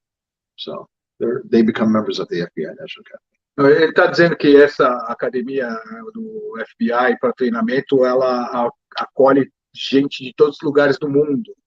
Então ele acha que é bem possível que tenha alguém que esteja assistindo a gente aqui que tenha feito academia lá. E leva um treinamento de 11 semanas. E aí ele conheceu bastante gente do mundo inteiro, inclusive do Brasil. Então ele tem certeza que alguém que está assistindo a gente aqui já fez esse curso. Military police, Brazilian federal police, I believe there's city police. There's full representation of police throughout the world that have graduated from the FBI National Academy. Ele acha que Polícia Federal, Civil, Polícia Militar do Brasil, até Guarda Municipal, possivelmente, já participaram desse treinamento, porque ele conheceu o pessoal And what does it mean that this training allows you or habilitates you for something? Well, the training is designed for leadership. We were talking about leadership before. The leadership, the upper echelon of whatever police department is, they go to that so they can, well, first of all, you want to rub the elbows with the FBI. So it's a relationship building endeavor, but also you get leadership courses. It's like going to college for 11 weeks. I mean, you have homework tests, you have to write papers, you have to take a physical fitness test, obstacle course. There's all kinds of stuff that you have to do in order for you to graduate. And it's not a freebie. People go and they don't make it sometimes. So. Really? Yes. You have to pay for it? Well, the U.S. government pays for them to come and attend.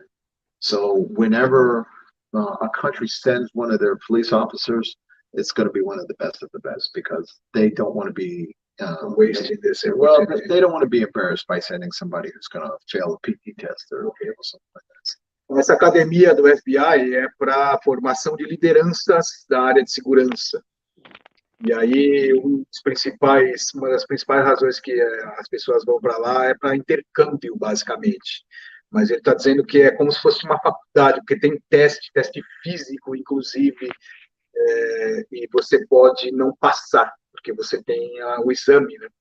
E você pode não passar nesse teste. Então, provavelmente, como é pago pelo governo americano, it's a kind of invitational for the foreign countries. Well, the foreign countries, they know it's available through the police departments, and what they do is they use exams and tests to figure out who is the best of their police department or their agency, and then they do a nomination package. The package goes to the FBI. The FBI vets the individual, and then they accept them, and they get to come. Então, são os escolhidos mesmo de cada lugar, né? Porque não vão mandar qualquer mesmo porque pode não passar no exame, isso seria até uma vergonha. Então, são sempre os melhores de cada força policial que são enviados lá. Então, é basicamente um intercâmbio com formação de liderança e conhecimento, né? Para você ficar a par e ficar em contato com as polícias principalmente com o FBI, mas com as polícias todas, né? Que acabam participando disso daí. Bem legal, né? Very nice. Yeah, it's good because, when you go to another country or so, and, I've been with the U.S. military going to other countries, plenty of times you pick up the phone and you have to talk to somebody from the host country's police department, and they're there for you, man. It's a good deal. E o pessoal acaba se ajudando, um intercâmbio bem bacana mesmo, né? Tiago Nascimento aqui, ó, está perguntando o que o Hogan acha da polícia no Rio. You know the police in Rio de Janeiro? Yeah, what about the police in Rio de Janeiro? Yeah, local. Que combate o inimigo todo dia e reside no local. They fight the enemies and live in the same place. That's police all over the world. É igual a polícia no mundo inteiro, assim. Yeah, I mean, you gotta live somewhere. If you live in the city, the bad guys live right next to you. Se você mora perto do mar, os bandidos também moram.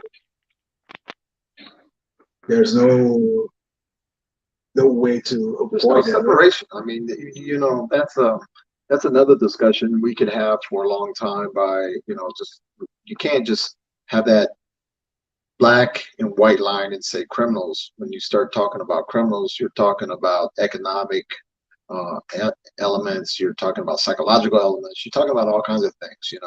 When I was we're going to get off this gun thing for a second, but when I was at the FBI National Academy, one of the papers that I wrote was a community policing paper, and how the police is not a member of the community anymore. The police get in their car, they drive around, and they don't know the people that are in the zone or the neighborhood that they're supposed to protect. And that's kind of a shame. And it's as our society evolves, we lose contact with one another. Everybody's got their cell phone, they're this, they distance themselves, especially in this environment. We have COVID. We can't even be 6 feet. But what about the small cities, small towns in America? Do you think it's still? A lot of them still, they get a car and they drive around. I mean, you know, if you want to improve or if you want to combat crime, you know, if you have a neighborhood and there's someone in the neighborhood committing crime, 99% of the time, the rest of the residents in that neighborhood know who the individual is who's committing the crime. The only reason that they don't talk to the police is because they fear repercussions. Because the police aren't there, or if the police are there, they don't have the faith in the police. But now, if you have a community-based policing, where the police know the people in the neighborhood, trust the people in the neighborhood, have relationships with the people in the neighborhood, park their car, spend time with the people in the neighborhood, those areas, the crime rate goes down because there's relationship there. Não, nessa linha, o Tiago, que ele está dizendo, um dos trabalhos que ele teve que fazer lá na academia do FBI era justamente sobre policiamento comunitário, como a gente chama aqui. E aí ele levantou que efetivamente existia um distanciamento entre a força policial e a comunidade. Não tem mais aquela proximidade das pessoas conhecerem, dos policiais conhecerem os residentes, principalmente em cidade grande, né? Que você tem esse distanciamento que acaba sendo de maneira natural. E aí, no estudo dele, ele chegou à conclusão que com a proximidade da polícia e a comunidade, a taxa de crime cai. Porque lá, assim como aqui, o que acontece? Você pega em cidades pequenas, o crime acontece e a comunidade sabe quem é o criminoso, mas eles não fazem nada por medo de retaliação. Olha que coisa. Lá é igual aqui nesse sentido. Então, por conta disso, de eles não botarem muita fé na polícia, não botar na reta pela polícia, então isso acaba sendo... a comunidade faz vistas grossas, finge que não é com ela, mas o couro está comendo. Então, na experiência dele, essa proximidade, havendo a proximidade da força policial com a comunidade, a tendência é que a taxa de crime caia. Ask the Argo, does he know the police that patrol his area? Aí ele está perguntando, Tiago, se você conhece os policiais da sua área. Você conhece? Ele está perguntando isso. Então vai ser bem sintomático mesmo, né? A tua resposta, ela vai dar exatamente o quadro que você mesmo levantou com a tua pergunta, né? Muito obrigado, inclusive, pelo cascalho que você mandou. Alguém mais mandou um cascalho aqui e eu deixei... Ah, tá aqui, ó. O Jalim Gracinha tá mandando... O Jalim, você ia mudar esse nome para Paula, da família Tejando? Pineapple Gun Carry. You know what is it? I have no clue what it's a kind of how we describe a carry permit here, because there's no really a carry permit. You can carry, you have a permit to carry if you go for practice or competition tournaments only. It's a granted a carry for this kind of situation for you to protect your guns. But when you go to these, if I was here under the pineapple carry theory here, does my gun, can I carry my firearm inside the gun? Carry my firearm inside the car? Does it have to be in the trunk? Does the ammunition and the firearm have to be together? Because, you know, that right there, pineapple gun carry, is kind of like what we have in Maryland. If you have your gun, cannot be in your car with you. Has to be locked up in the gun case, in the trunk. And the ammunition can't be ready for use. Not ready. Cesar Mello vai vibrar agora, porque o porte abacaxi está alcançando níveis, status internacionais. Está vendo, doutor César? Pineapple Carry Permit. Pineapple Gun Carry Permit.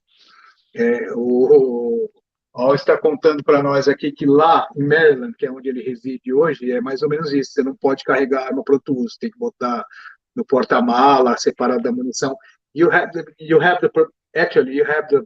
pineapple permit. You can carry it.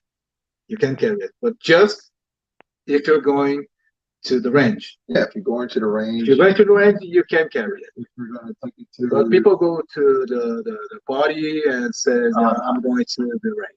You go to the party and you get caught, you're going to have a problem. Yeah, you mean In Maryland. Maryland? Yeah, in Maryland. You can have a problem. O abacaxi lá em Maryland, se você tá indo pra balada e falando que tá indo pro clube, a casa cai. Do you have 24 hours open range there? No, no. Look, in Maryland, no. It's getting to the point in time in Maryland where the ranges that I used to go to, used to be able, we talked, you could bring your own gun. Now, they won't let you bring your own gun. You have to bring or shoot their gun. So what fun is it going to the range and now I have to rent their gun to shoot at the range? I want to shoot my own gun. Is it the best thing to use the range gun? Because you don't have to clean it after. Yeah, but it's not my gun. I mean, why would I own a gun if I can never shoot it? I'd like to practice with my firearm and be proficient with my firearm. I should be able to do that at the range. However, now there's ranges that won't even let me bring my firearm. So this kind of it defeats the whole purpose. Lá no estado dele, em Maryland, acontece igual aqui, ó. Você vai e acaba tendo que ir usando a arma do grupo. Use the ranges gun and ammunition too. Yeah, well, yes. You have to use their ammunition because there's different ranges in Maryland. Some ranges have water backstops, some have steel. So it depends on the environmental range. If you're going to shoot green ammunition or if you're going to shoot lead. So it depends on where you're at. They'll normally sell you ammunition. Whenever I go to the range and I take my firearm, I don't take any of my bullets. I use their bullets because I like to. Can you use your reloads on those ranges? Yeah, you can. Okay. You never know when the zombies are going to come, so I need my gun, my bullets. Don't want to shoot all my bullets up, but the zombies may come and need them. But yes, you can shoot reloads there. But what they'll do is they usually test your reload before you shoot it because you don't want to shoot holes to the steel. Ó, se você vai para o clube lá e usa a sua munição, às vezes eles podem testar a sua munição para ver se eles não estão furando para bala, né? É meio parecido no final das contas, né? Agora o Felipe está falando, imagina tentar explicar o porte abacaxi para ele. Acabei de explicar. Pineapple carry permit. You guys have the same thing we have. I didn't even have to do paperwork. Ele está dizendo que a gente é basicamente a mesma merda. É que como lá eles têm o Texas, a Geórgia, a Flórida, mas lá em Maryland, onde ele está, que é o estado onde se encontra a capital, Washington, D.C., o bagulho é zoado que nem é com nós aqui. Yeah, that's a good question right there. This one? Yep. Right. Let me make this one first. Esporte e Defesa, meu amigo Deus do Tiro, Alexandre Barbosa, muito obrigado pela presença. Ele que é um dos grandes promotores do canal, meu parceiro. Esporte e Defesa, está perguntando qual calibre ele mais utilizou em armas curtas durante operações. Got it? No. Which caliber you use most in operations? Well, as we discussed, Handgun caliber.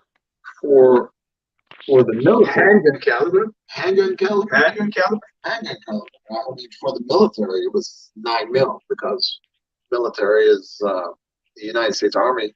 We have to follow the NATO rules. So 9mm and 45 was all we could use. 45? And at the time, like I said, very few people had the 45. So in Iraq and Afghanistan, we're carrying 9mm. When you use the 45? When did I use it? We had those in Iraq and Afghanistan as well. In Iraq and Afghanistan? Yeah, but we carried the majority of the time. It was the 6-hour 223. Isn't it 226? No, it's the 223. The 223. 223. That's the M11 pistol. The M11 pistol? Was the Yeah. M11 pistol? But what pistol you use 45? The 1911 or was 1911? Was Springfield. you didn't have The basic 1911. you didn't have the HMK. HK Mark 23? No. No? Was not at your time there? I'm sorry, 6-hour 228. 228. 228. 228. Why am I saying 228. Because you're so attached to the N4. I'm attached to my 23. That's what I'm attached to. My Glock 23. Glock 23? Go kid. Yes, I'm a Glock guy. Go kid. Yeah, because I There mean, you go. I'm used to the Glocks. Say in português. Abraço a todos os bloqueios. Abraços todo bloqueio. Bloqueiro, ele é fissurado na G23 que ele tem. Não é? Now you want to answer this one. So, if you don't train, basically you suck. No matter which weapon system you're currently using. Train hard. Train hard, but you have to determine what type of training you're going to do. You're going to just stand there and shoot targets, or are you going to shoot under stressful conditions? I just shoot metal plates. Yeah. But are you shooting metal plates under stressful conditions? I'm always stressed. Yeah, I would imagine. But you think you can beat me on shooting this kind of thing? If I could just stand there, press, and shoot, probably so. Next to me? Yes. Would be nervous seeing me shooting faster than you? No, you're not going to.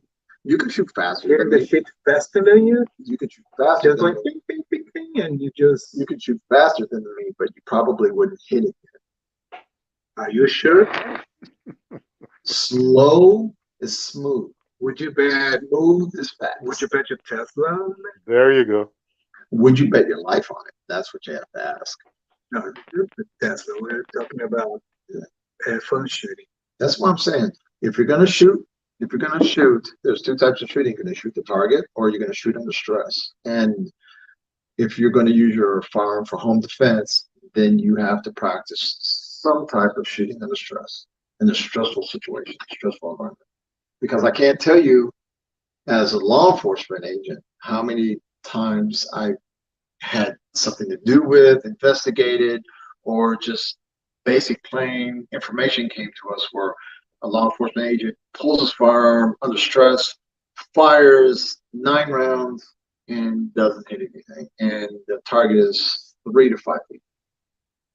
It happens. It happens all because, the time. You know, you're not training in a stressful situation. Yeah. Então, o Musca, ele está perguntando, está afirmando, na verdade, se você não treina, basicamente você está por fora. Qual que é a tradução de you suck? Ah, merda. Então, não importa a arma que você está usando, o sistema, a plataforma, treine. E aí, o Al está complementando que, dependendo, você também tem que escolher direito o tipo de treinamento que você faz. Se você vai treinar parado, se você vai treinar assim, com simulação de estresse, para preparo para defesa residencial, ou se você vai fazer defesa policial, por exemplo. Uzi is 9mm. It says what caliber is the 9mm right here? Yeah. We already discussed this. Yes, it's very good. A gente não respondeu, né? O calibre que ele mais usou foi 9mm, o Deus do Tiro. Porque é calibre OTAN e ele teve que usar, mas eles usaram 45, e ele lá no esquadrão dele, ele usava Springfield 45. Mas o calibre que ele mais usou foi 9mm. What time, how did you choose to use the 9mm and the 45? The 45 was used for special operations or regular operations? Well, you got to look at what you're right. Special operations groups would carry 45s. 45s are used for when you're inside of a dwelling where you want to shoot. You don't want the high velocity of the round to go through whoever it is you're shooting, through the wall, and then through the wall, and then through the wall, and hit somebody down the street. 45 is a better round, so it's going to have a lot of stopping power, but it's the velocity of it's not so fast.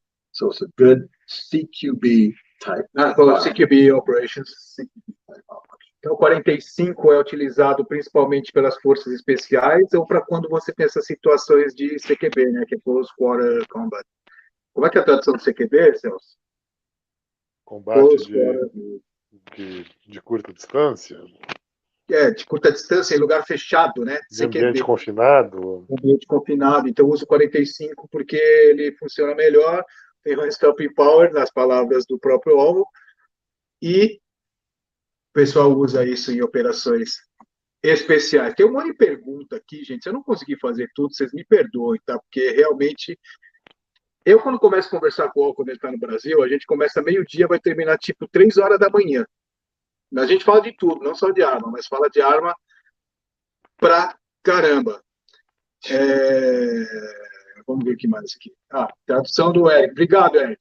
Combate em ambiente confinado. CQB. Meu amigo Glaucio Maurício de Lima. Yeah. Say hello to him. Hello? Boa noite. Tudo bem? Tudo bem. Meu amigo Glaucio Maurício, obrigado pela presença, viu? Cadê? He asked what was the caliber that you used most in operation because he confused. I said before that your personal use, what you use more is the 40. Yes, 40. And there are 40 fans. They're 40 fanboys. Well, I mean, the U.S. federal government, we like the Glock 23, and Glock 27.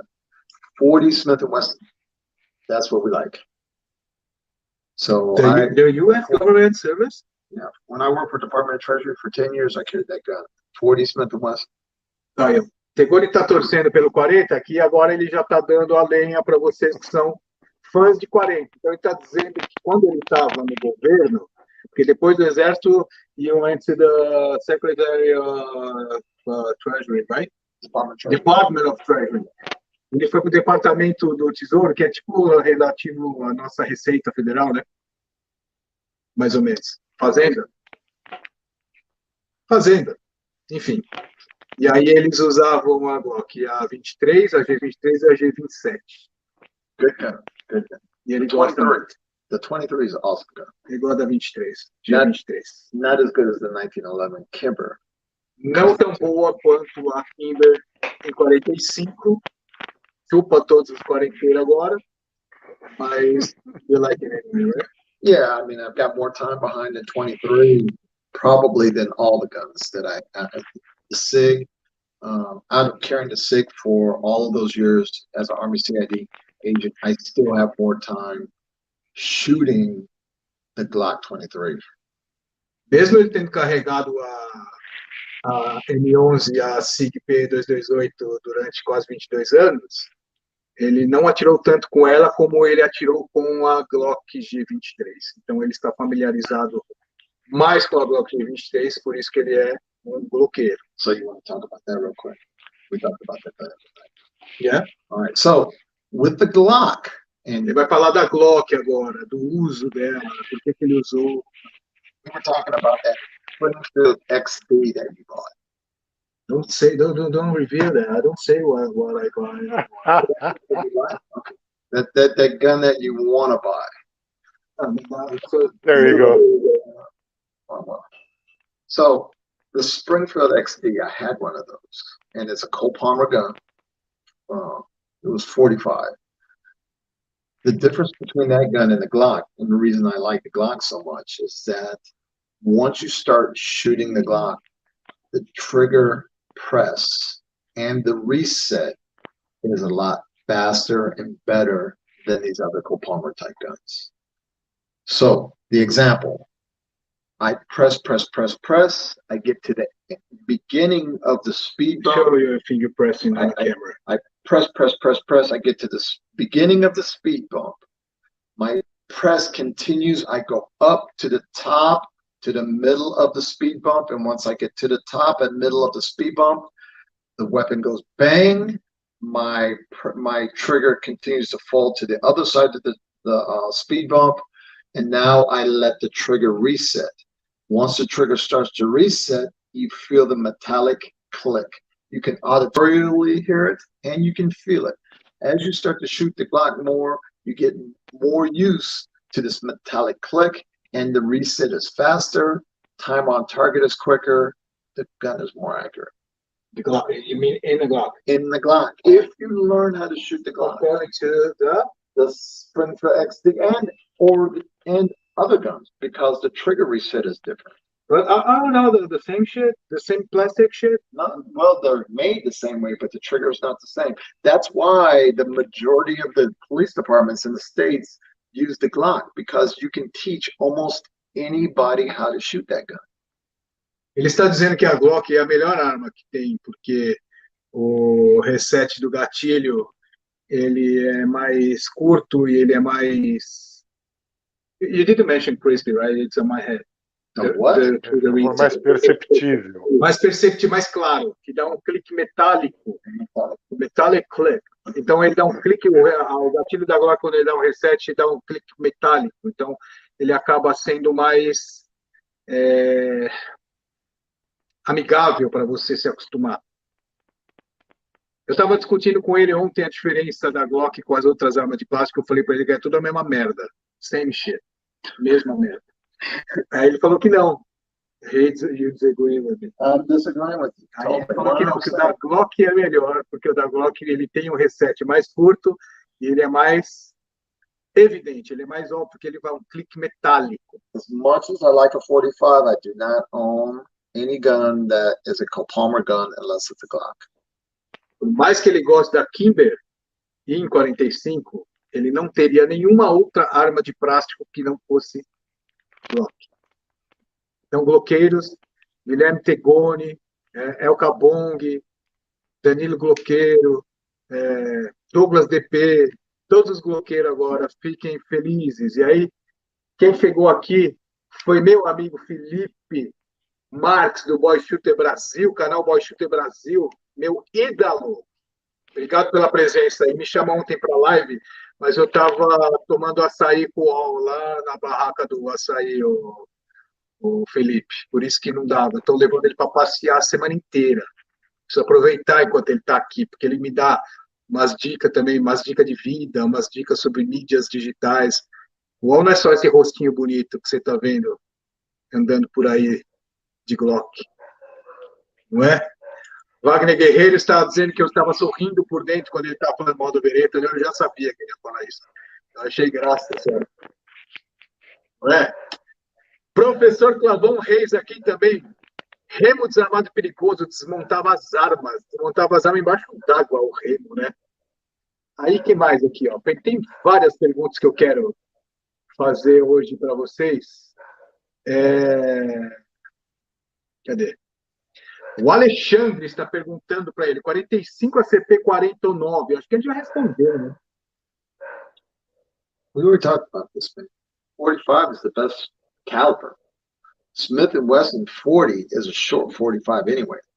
The 9mm is too hot of a round for a law enforcement type purpose. That's too hot? What do you mean? The velocity is too fast. The velocity is too fast. Vocês entenderam? Não precisa nem falar o que ele disse, né? 45 é o melhor calibre, o 40 seria um 45 curto, e o 9mm é muito forte para uso policial. Muito rápido. Muito rápido. Yeah, too rápido. I need if I'm going to expend a round, I need the target to stop. I don't want to poke him with an ice pick. 9mm goes too fast, right through. I need him to be done. Rather use an ice pick than a 9mm? Well, a 9mm and an ice pick is pretty much the same. Quer dizer que o 9, como é que chama ice pick? Picador de gelo. É a mesma coisa. Muito parecido. Chora. He's a 9 fanboy. Too fast. Too fast. Do I like a revolver? Do you like a revolver? Marcus está perguntando, do you like revolvers? No, really. No, I'm not going to say that because nothing beats a revolver. That thing is going to shoot 100% of the time. As a Texan, as a born and raised Texan, you should like revolvers more. No. Why not? No, man, that's like in the cowboy and western movies, but no, it's not. It is, because you told me that you went to rodeos and you use hat and you use a boot, and now you come with this conversation. Why you want to change the I wear a Restall hat, I wear Lucchese boots, I wear my Texas shirts, I wear my Western Gear pants, and I carry, no, not a bow tie, carry 45. Texas Rangers, they're not carrying wheel guns, they're carrying 45s. 1911 platform, man, not going to beat it. But a revolver you can't beat. It's never going to, you're never going to have a problem. Do you have any revolver? Unfortunately, we talked about this. I had made a fatal mistake. I had a Colt Anaconda 357. No, I had a No, 357 Python. Colt. Python, yes. I had a Colt Python 357, and I let a person pump me out of that gun. I traded it for another gun that I was not very happy with. It was a Smith & Wesson 9mm. I got rid of that, and I have regretted it ever since. That Colt Python was an awesome gun. Which color was it? It was 357, man. The color finish. Oh, it's black. It's a black gun, man. You know, so now I follow two rules in life. I don't ever get rid of a gun, and I don't ever get rid of land, because you don't make any more land, and you never know when they're going to stop making guns. So whether I like the gun or not, I'm not going to get rid of it. The last gun I got rid of was that. You know what we say here in Brazil? Land, everything got done, it's done. Exactly. There's no more land. There's no more to land. be done. You can't get any more land. Well, you know. Ele gosta de revólver, sim, viu, Marcão? E ele tá contando a história aqui que ele se arrepende profundamente de um Python que ele trocou numa pistola Smith Wesson. What was it, 9mm? Yeah, it was you trash. Remember I don't remember. What is 59 something? It was trash. 59? It was so when the Smith & Wesson came out with that 9mm, it was a version of their 10mm. It was a trash. The gun was trash. 5906? Yes, I believe that was I think that was it. I don't know. I didn't have it very long because it was trash. I got rid of it. Ele tá tão triste que ele nem lembra. Até hoje. How long was it? How long ago? 20 years? Oh, you were not even in the military still. No, I was in the military. I was stationed in Fort Belvoir, Virginia, so that was 1989.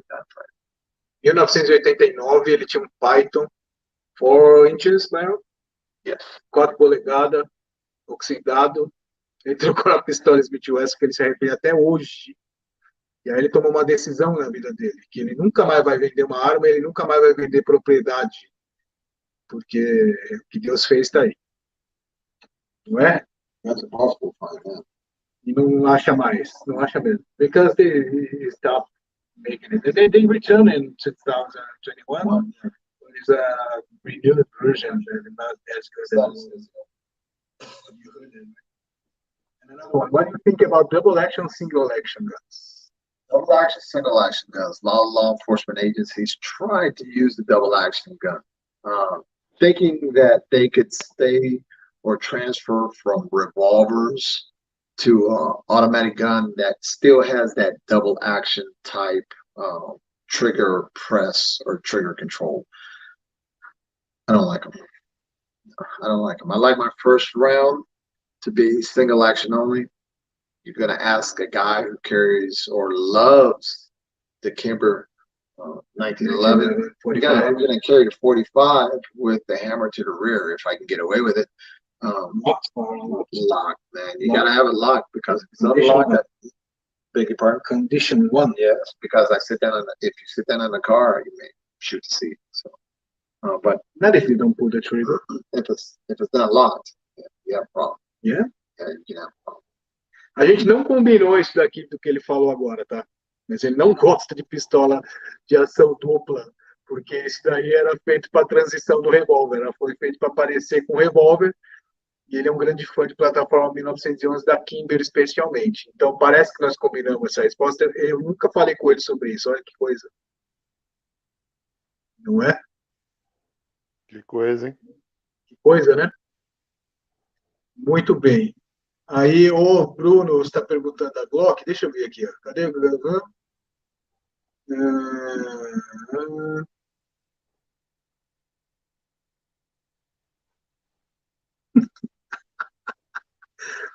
Egoni está mandando uma mensagem para você.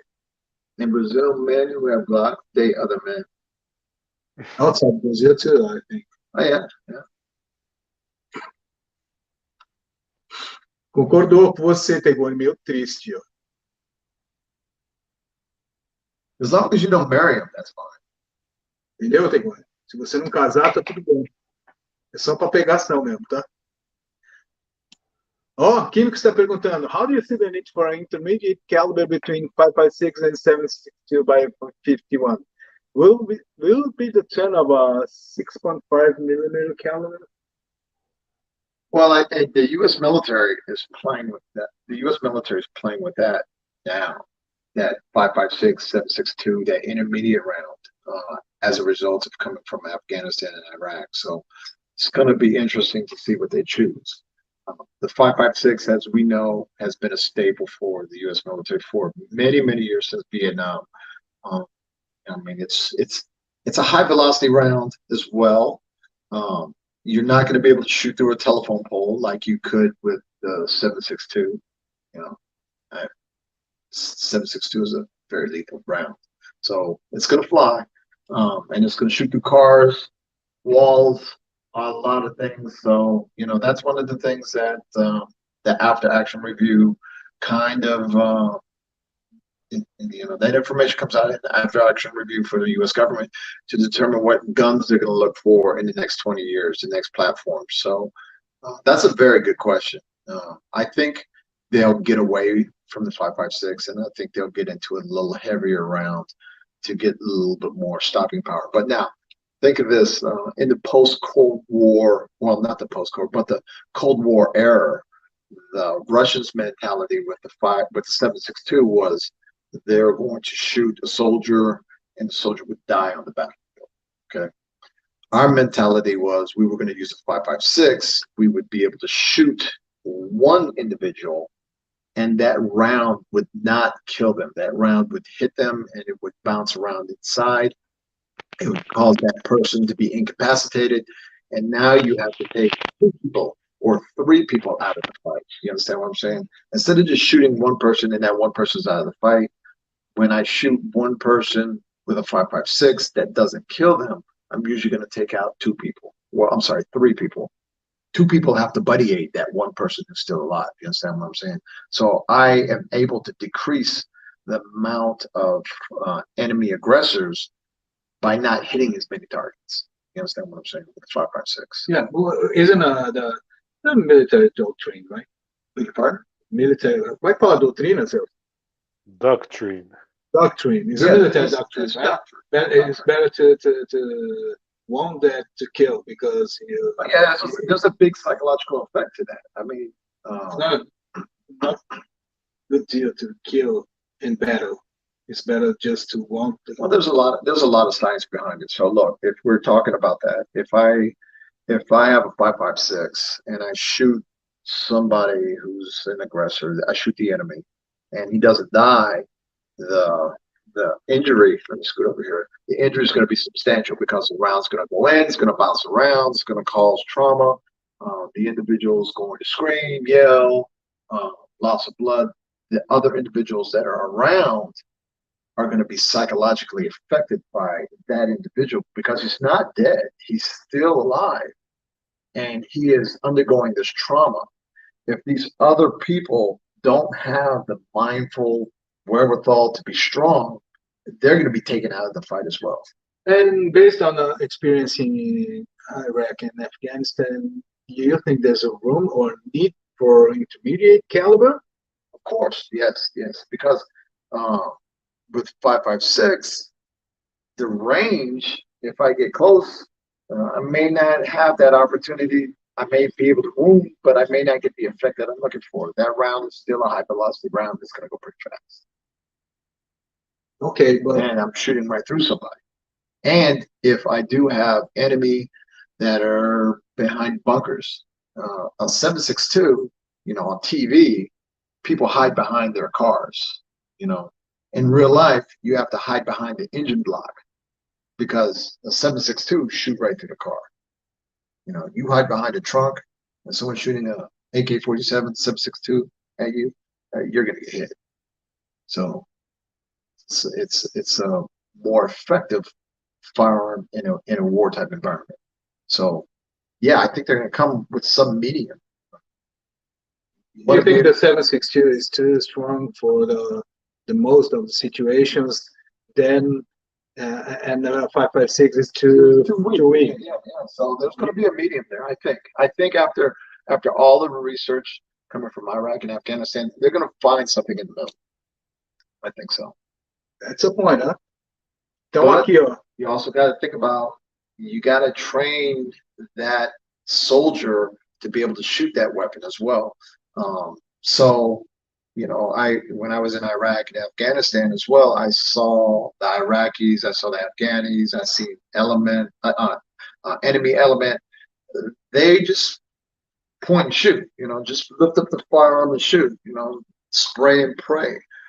And you don't hit anything that way. You have to be able to maintain firearm and, you know, utilize the weapons platform like it's meant to be used. So now with a 5.56, the recoil is not that bad with a 5.56. Yes. So if I'm shooting a 7.62, the recoil is going to be a little bit stronger. So now I have to train the lowest element of my military to get used to firing that weapon. Pois é, o Clínico perguntou aqui como é que ele vê a necessidade da utilização do calibre intermediário entre o 5.56 e o 7.62-51, né? E ele concorda. Ele está afirmando que, de acordo com as experiências que eles tiveram no Afeganistão e no Iraque, realmente um calibre intermediário ele seria bastante adequado, mas ele colocou uma ressalva que eu acho que é a mais importante de todas, né? Independente de qualquer coisa, tem que treinar o soldado, porque ele viu, testemunhou, you see me there on eyes, right? Yeah, right. O pessoal atirando assim a esmo, né? Senta o dedo, né? Mesmo porque they shooting full auto, right? Full auto, just rajada e senta o dedo. Então, realmente, não o ponto que ele bate é exatamente esse. Tem que ter treino, né? Não tem jeito, tem que preparar o soldado para isso. Tem duas perguntas que eu quero fazer ainda. Uma delas é do meu amigo Anselmo Sanches. Eu até enrolei a língua do canal Guns Fanatics. Anselmo, obrigado, abraço, hein? Obrigado pela presença. Ele mandou uma pergunta muito legal aqui. Um abraço aos dois guerreiros. Eu trabalho na delegacia anti-sequestro aqui de São Paulo. Gostaria de saber como o governo americano enxerga esse crime, já que eles não têm com frequência. He works for the anti-kidnapping unit. And how do you deal with what the American government faces it, as you don't have it with the same frequency as we have here in Brazil? Rephrase that. You have to rephrase that. How do the American government faces it?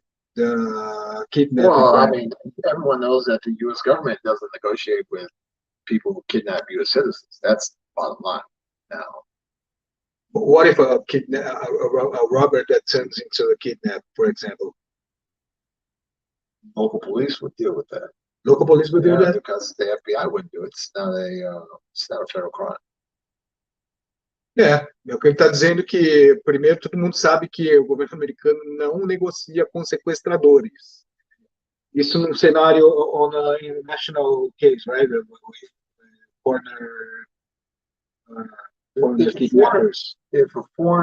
Even with locals. If a foreign body, like if I came to Brazil, if I'm here in Sao Paulo and someone kidnapped me, obviously U.S. Consulate, State Department, and FBI who are here would coordinate with the Brazilian police, but they wouldn't be trying to conduct an operation to retrieve. No, I mean, I think the question was more about in American territory. How do you deal with kidnapping? You don't have much of this crime, right? That's not a crime we have very much. We have the kidnapping type crimes that we have. Well, over here in other countries, you have the kidnapping type crimes because people are trying to extort money from governments or trying to extort money from businesses. They're trying to get big payday. In the States, that's a very, very small crime.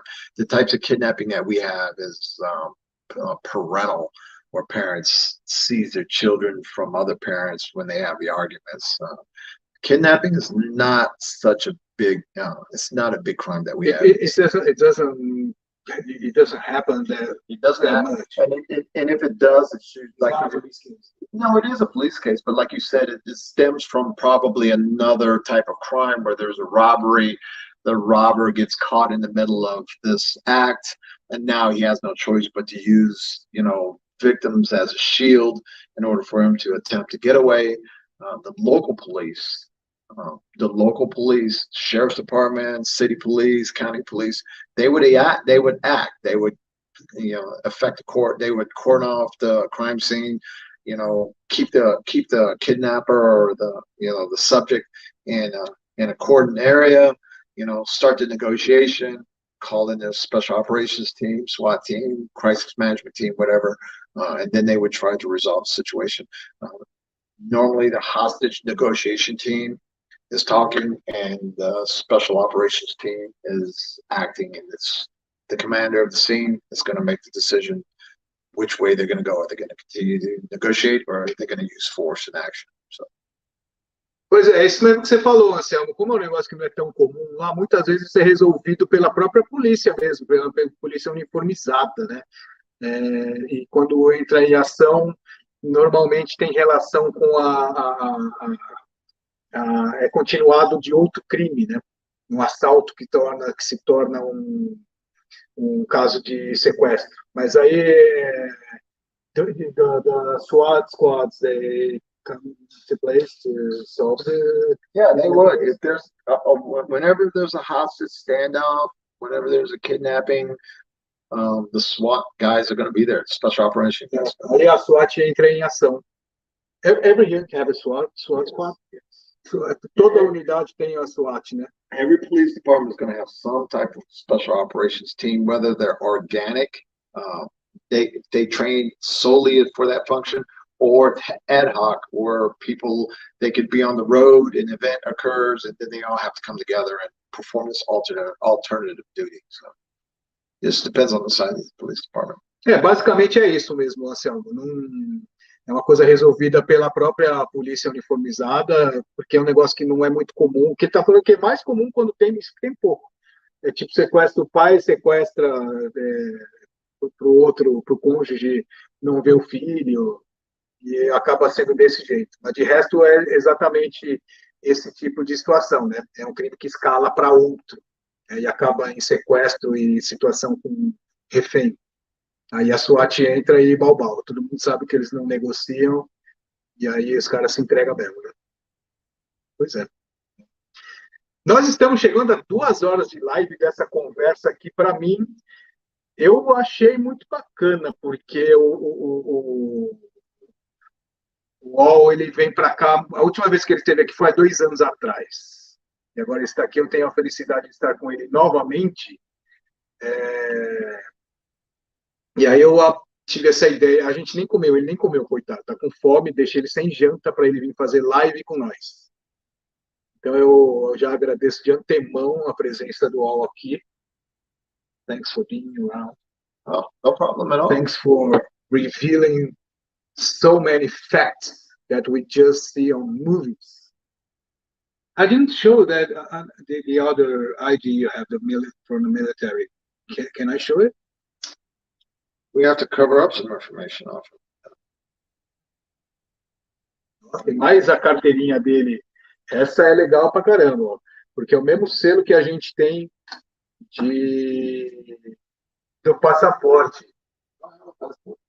Não é? No, it's the same seal we have on the passport, on our visa. Oh, you have it? Yeah, because it comes from the U.S. consulate here. Essa daqui é a carteirinha de ex-militar dele. Olha que legal. I want one of this. You got to go to basic training, bro. Can I get into this still? No, it's too late for you. You mean I'm old? Yeah. It's too late, man. I did the FBI training. The FBI, yeah. If you join the police department, excel, do the good things that you do, they'll recruit you and bring you in. Tá fácil pra caramba. Eu perguntei como é que faz para ter essas carteirinhas. Ele falou que eu preciso entrar na polícia, me destacar e me mandar para o treinamento e ir bem lá, aí eu ganho uma carteirinha dessa. Took me a lifetime to get those cards. I'm not undervaluing them. No, I'm just saying it took me a lifetime, man. 22 years in the military to get that thing. Não foi fácil ele conseguir essas carteirinhas aí. Eu fico zoando ele tem que ficar bravo mesmo. Não é? Então, 6357, Secret Service use. Like this. Secret Service right there. Secret Service usa what? That's 6 hours 57.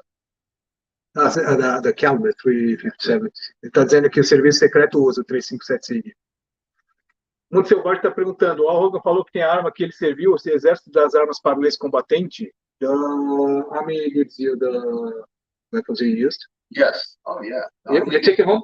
No, you can't. Well, as an Army CID agent, because I was a criminal investigator, I was authorized to carry my firearm, my 6-hour home, carried it 24/7, flew on the airplane with it, flew international with it all the time.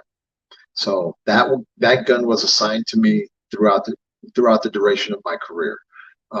My M4, that was not. I could not get on the airplane with an M4. If we went to combat, they would assign us M4s. But before you went to combat, they'd give you an M4. You'd go to the range.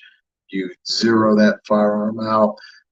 They put on it whatever you want. You know, you get your laser, you get your scope, whatever you think you need on it. Then you would take that to your assignment wherever your combat duty is going to be. But you don't bring it home after service, right? Well, you bring it. Well, it depends on how you go.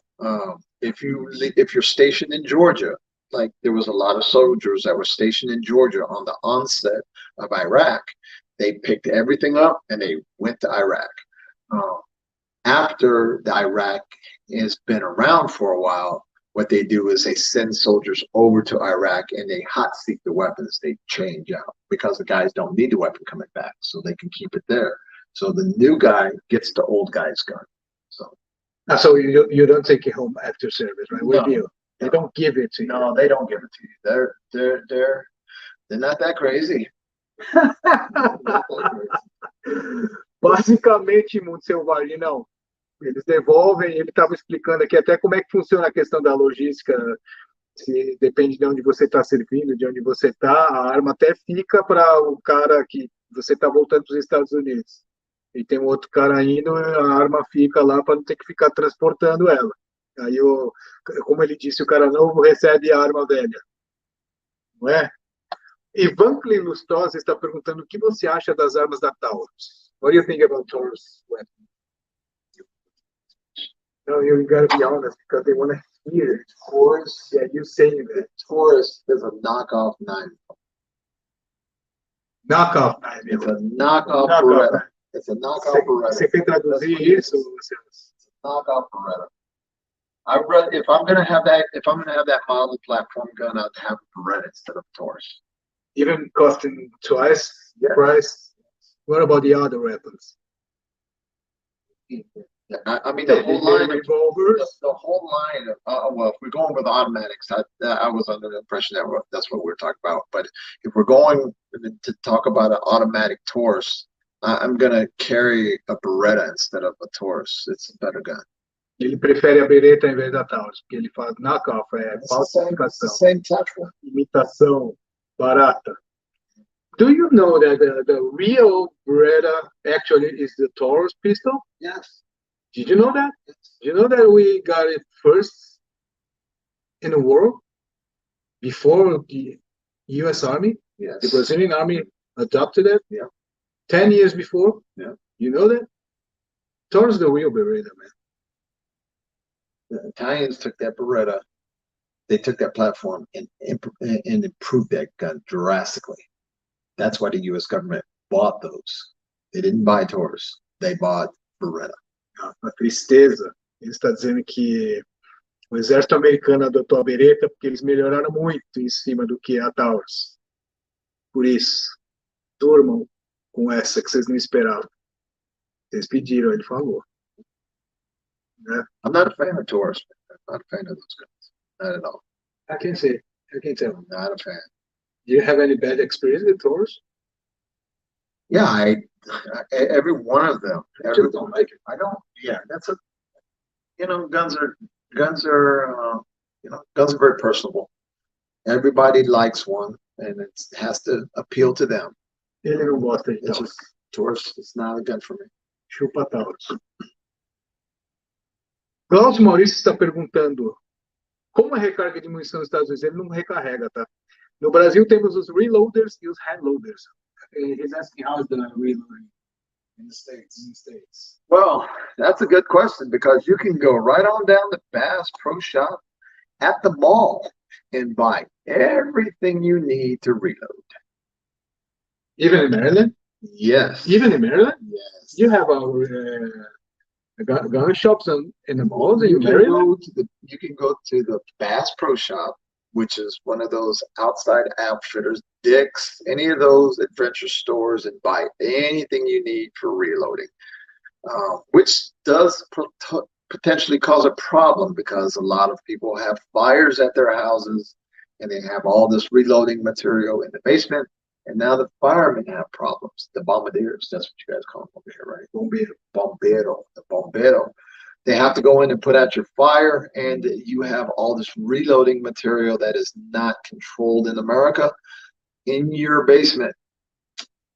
So it's a problem. Why, if you have a fire extinguisher, isn't it enough? No, people, man, the last one I watched on the news, the house, the firemen basically let the house burn down to the ground, to the studs, because the guy had reloading materials in his house. And they couldn't catch the fire. But it is the same problem you have in America with electric installation, right? You have to be licensed. You have to be licensed, yeah. But you don't have to be licensed to reload. You can reload. It's a hobby. You can do that. You can. There's guys who go to the gun range and they sell reloads. But the insurance wouldn't cover a fire caused by reloading material. Of course not. If you're gonna, the firemen are gonna have to determine the cause of fire, but I guarantee you, if you have a house and you have reload material, gunpowder, all of reload rounds in your basement, and there's a fire, the fire department is not going to try to save your house, because they're not going to put themselves in jeopardy to put that fire out. Is it that hazardous like this? Oh yeah, because those reloads will shoot. They'll go off. But I don't think this is what he want to hear when he asked that. Yeah, I know it's not what he wants to hear, but in the States, you can be anybody and reload. You can buy all the materials yourself. You can set up your shop in your basement. We can set up the shop right here and start reloading. Oh, Maurício, a resposta da sua pergunta, que ele está dizendo aqui, é que ficou comprido porque ele está contando alguns detalhes que, se pegar fogo na tua casa, talvez os bombeiros eles nem vão tentar apagar o fogo se eles souberem que ele foi causado por material de recarga, pólvora, né? Aí eu falei para ele que não era isso que você queria ouvir com a sua pergunta. Ele falou, não, a recarga dos Estados Unidos é muito comum, é muito normal, você pode ir no shopping, você compra tudo para recarregar e vai para casa, porque não é regulamentado, né? É livre. And you can order that. You can order reload stuff online. Pode comprar online, but you can order primers, right? You can have it if you have air transportation. You can order it. You can't order. You have to be ground. You have to be ground. Right? Yeah, That's the only limitation. Yeah, FedEx delivers ground overnight. Powders too. Amazon. Pólvora também, Celso? Get that at Pro Shop. That's same day. Pólvora também, né? Tem que ser ground, não pode ser aéreo. Por que está com o áudio cortado? Ele disse isso mesmo, Maurício. É livre, só pólvora, espoleta não pode ser transporte. Você pode comprar online, não pode ser transporte aéreo, tem que ser transporte terrestre. É a única regra, limitação que você tem. O resto você pode tudo. Quase igual aqui. You have to be careful about buying it. You have to be careful. Yeah, because the person doesn't know how to reload, it cause problems. Ok. Shoot you with pot load. Tem que saber o que está falando, é aquela recomendação, né? Tem que saber o que fazer, de fato. Luiz Guilherme Tegoni está dizendo que convida todos para o TPM que haverá lá no Clube de Cacetiro Vitória, que não é em Vitória do Espírito Santo, é em São Pedro do Ivaí, cidade da região do estado do Paraná, próximo a Maringá, dia 19. E o Hogan para o Caça Java. He's inviting you to hunt wild boar. Wild boar. Wild boar.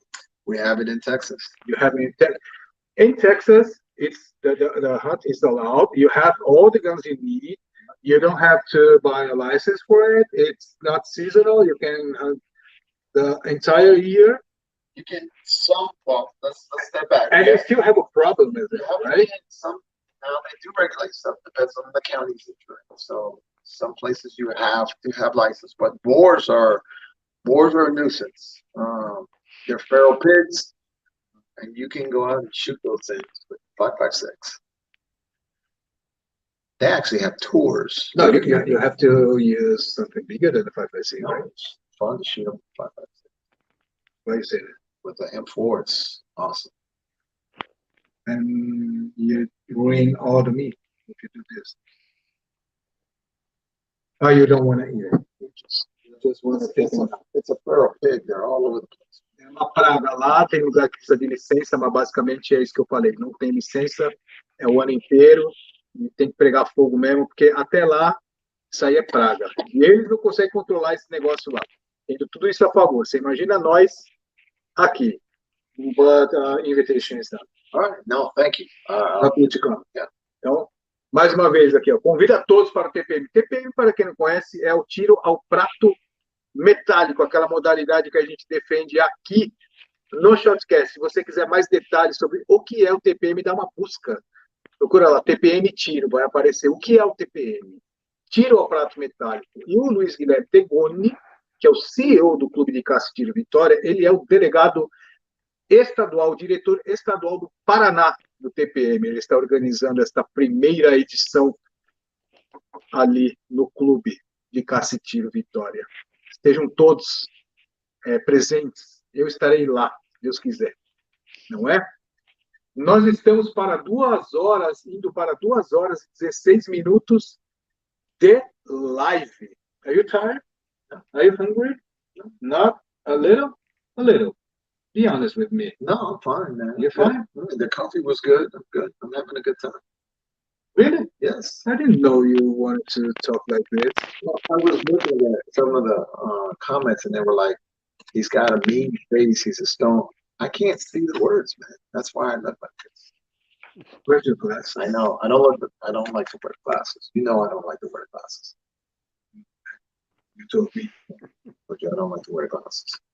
So they really making an effort to invite you to Wild Boar.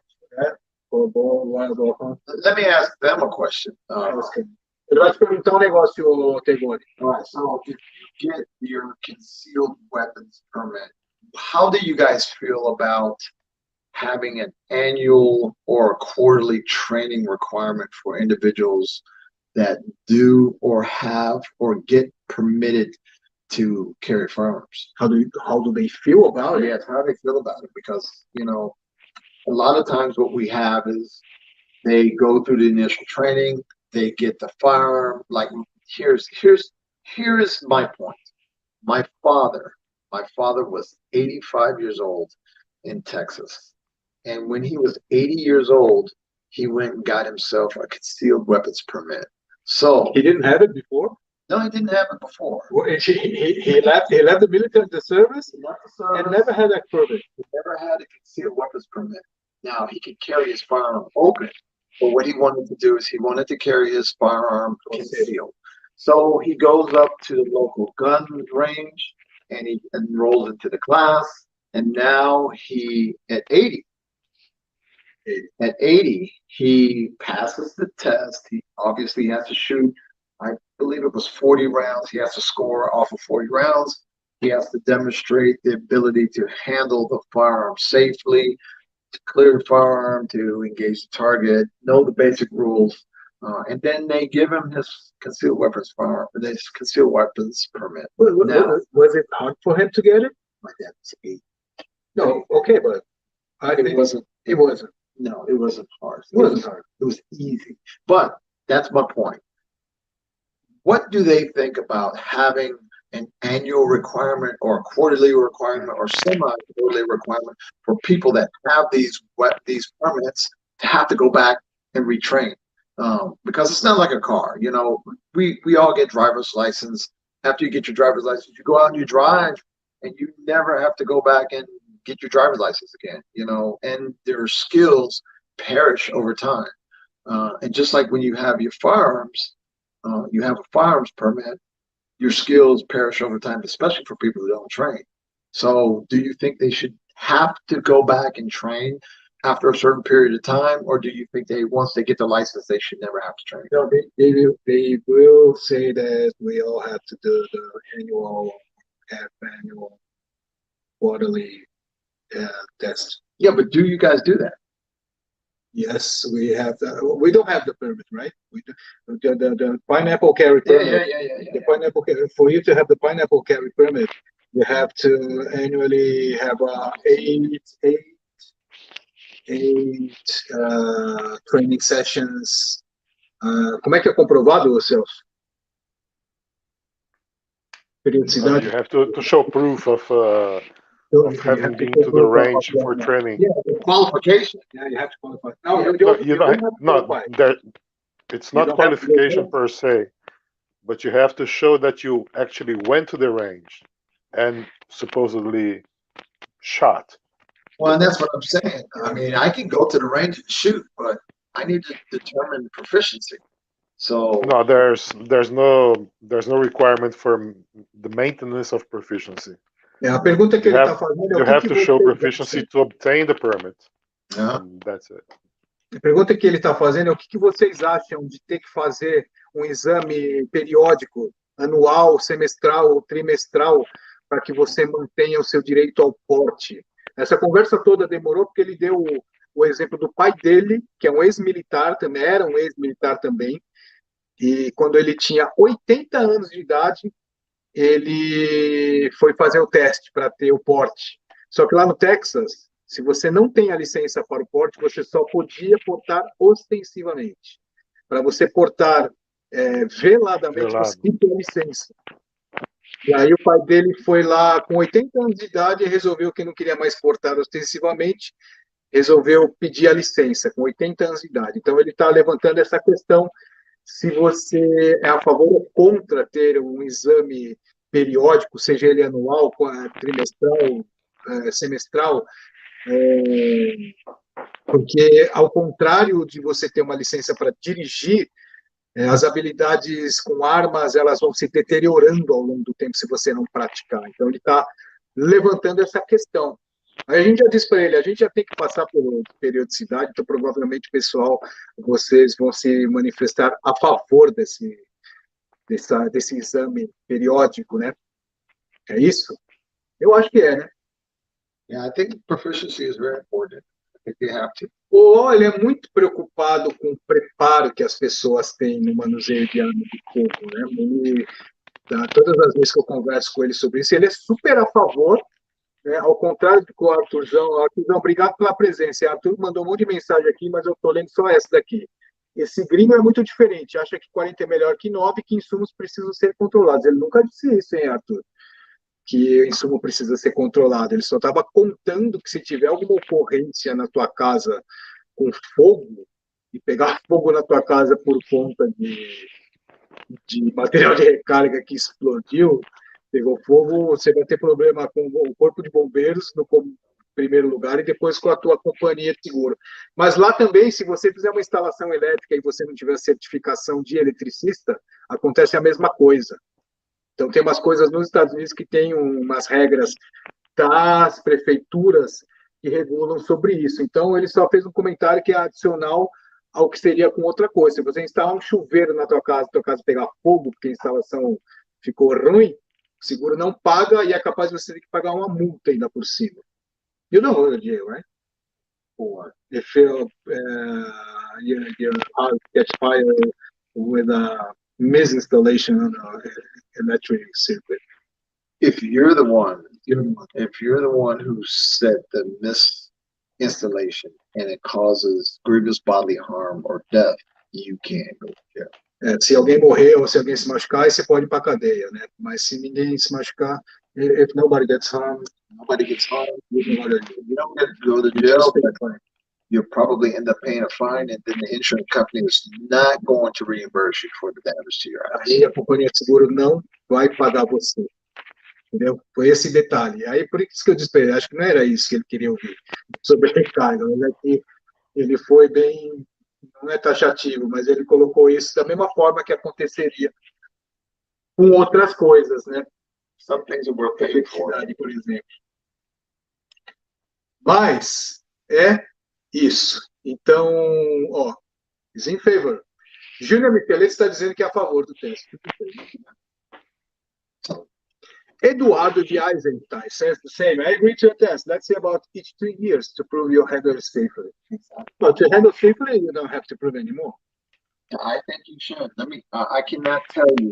You have to, periodically, you have to prove proficiency. I can't. Maybe. All right. So, working in Department of Treasury as a control tactics instructor, firearms instructor, I cannot tell you how many agents would come to the range, never clean their firearm, which is a Glock, it's not a problem so much, but didn't know how to take it apart. If you don't know how to take it apart, how can you tell me you're proficient with the firearm?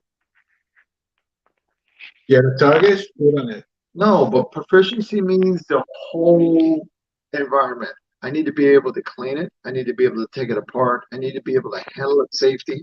I need to be able to operate it safely. That's being proficient. But why you have to have a periodical test of proficiency like this? You think someone is going to forget how to clean and disassemble? Let me tell you, how many people that in the States have Glocks that pull the magazine out and then try to take the gun apart and shoot themselves with the round in the chamber. If you're not proficient, you're going to shoot yourself. I thought all the Americans could do it safely. No. They was born. Let me tell you, knowing you are operating at the lowest level. We need to make this Barney proof. I'm telling you. Is it going to cost some money to do the test? Yeah, but what's is your life worth some money? I and this is the problem. You'll be in your house because the houses in the States aren't made like the houses here in Brazil. The Brazilian houses, you guys use concrete. We use paper. We have drywall. I could be in my office taking my gun apart, not being proficient, pull the trigger, round goes off, goes through the wall, and I could shoot my wife in the kitchen. So now That's a point. That's a problem. That's a problem. So I have to be able to be proficient with the firearm that I'm maintaining. And being a firearms instructor, I can't tell you how many agents that came to us to train to requalify because they have to qualify semi-annually. Every 6 months they have to qualify and determine that or prove to us that they're proficient with the firearm. Weren't able to do it. So now a week of retraining. And even with us, concealed weapons permit. How and where are you going to carry your firearm? We had agents that carried their firearm on their ankle. Well, if you carry your firearm on your ankle, you have to be proficient on drawing, engaging targets with that. You can't just carry an ankle holster and not be proficient in it because it's a muscle, it's a training scar. You carry your firearm on your hip at work when you're in your uniform, and then when you're at home or when you're off duty with your family, you carry your firearm on your ankle, and then the bad situation happens. Where are you grabbing? You're grabbing towards your hip or your firearm when your firearm is down on your ankle. That's a training scar. That's an individual who's not proficient. Training scar is called? That's what we call it. Training scar. Gostei. O Al, ele é a favor, como ele tem experiência como instrutor, e muitas vezes, ele é instrutor, you were an instructor for the police? Yeah, for Treasury, I was a firearms instructor. Ele era instrutor lá do pessoal da Secretaria do Tesouro, e ele via muitas vezes que o cara ia fazer a requalificação semestral, e o cara não sabia nem desmontar a arma direito. Então, ele é a favor de que o exame ele seja total, completo, né? Não só de proficiência em disparo, mas de conhecimento do equipamento, da arma. Tanto saber desmontar, montar, limpar, dar manutenção básica da arma, esse manuseio que ele prega que as pessoas tenham que ser analisadas desse nível básico, a partir desse nível básico, porque pela experiência dele, ele já viu cara que carrega a arma e não sabe nem tirar o magazine da arma direito, né? E aí o pessoal aqui acho que concorda, né? Tegoni está dizendo que concorda, o Eduardo também concorda com o teste, quem mais que diz que concorda? Só eles disseram que concordam. O Eduardo diz que concorda. É isso.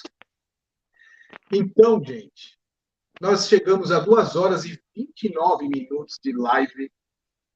Mais uma vez, a gente tem a grata oportunidade de ter uma pessoa aqui que tem um assunto vasto para compartilhar com a gente. Eu achei muito bacana, coisas que eu não tinha conversado com ele ainda, para vocês terem uma ideia. Provavelmente a gente vai falar muito mais ainda, que nós vamos comer agora, que eu estou com fome. Né? Agradecer o Celso aí que ficou no stand-by também, ficou também observando, ajudando para fazer as traduções. Estava aqui curtindo as informações. Esse é um conhecimento, quando a gente fala de exército americano, de FBI, de serviço secreto, essas coisas todas, para a vasta maioria do tempo, para a gente é uma coisa muito distante, né? Então, essa oportunidade de ter uma pessoa do meio, né, que realmente esteve lá, que vive esse negócio, ter próximo da gente desse jeito, se dispondo a responder essas perguntas todas, para mim foi uma coisa, foi um marco, né? Foi importante para nós, para o canal, e foi divertido demais, porque a gente fala de coisas que a gente gosta, né? Tem várias coisas que eu já conversei com o que ele já contou aqui, que a gente precisaria de mais umas 3 lives. E você imagina, são 22 anos de serviço militar, mais 10 anos na Secretaria do Tesouro.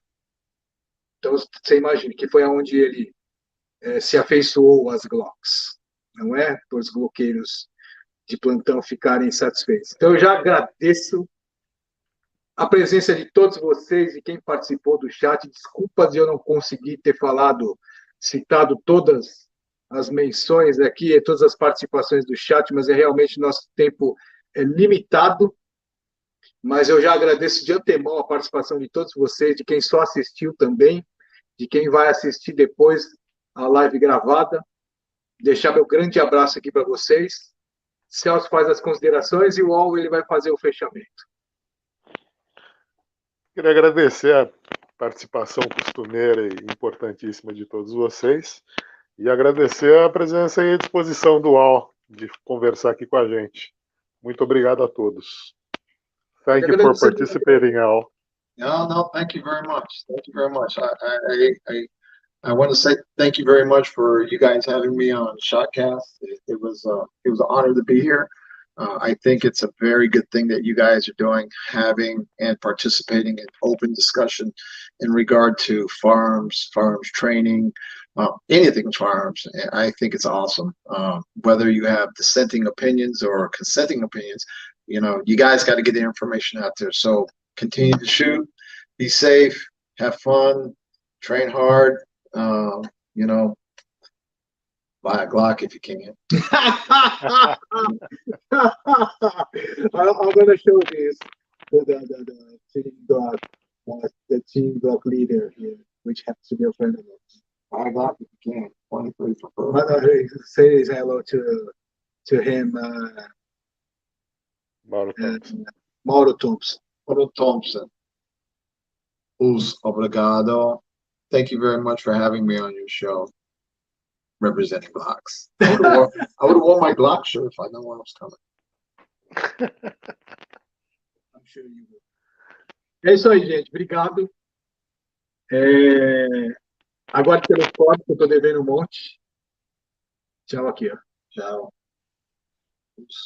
Até mais, gente. Obrigado.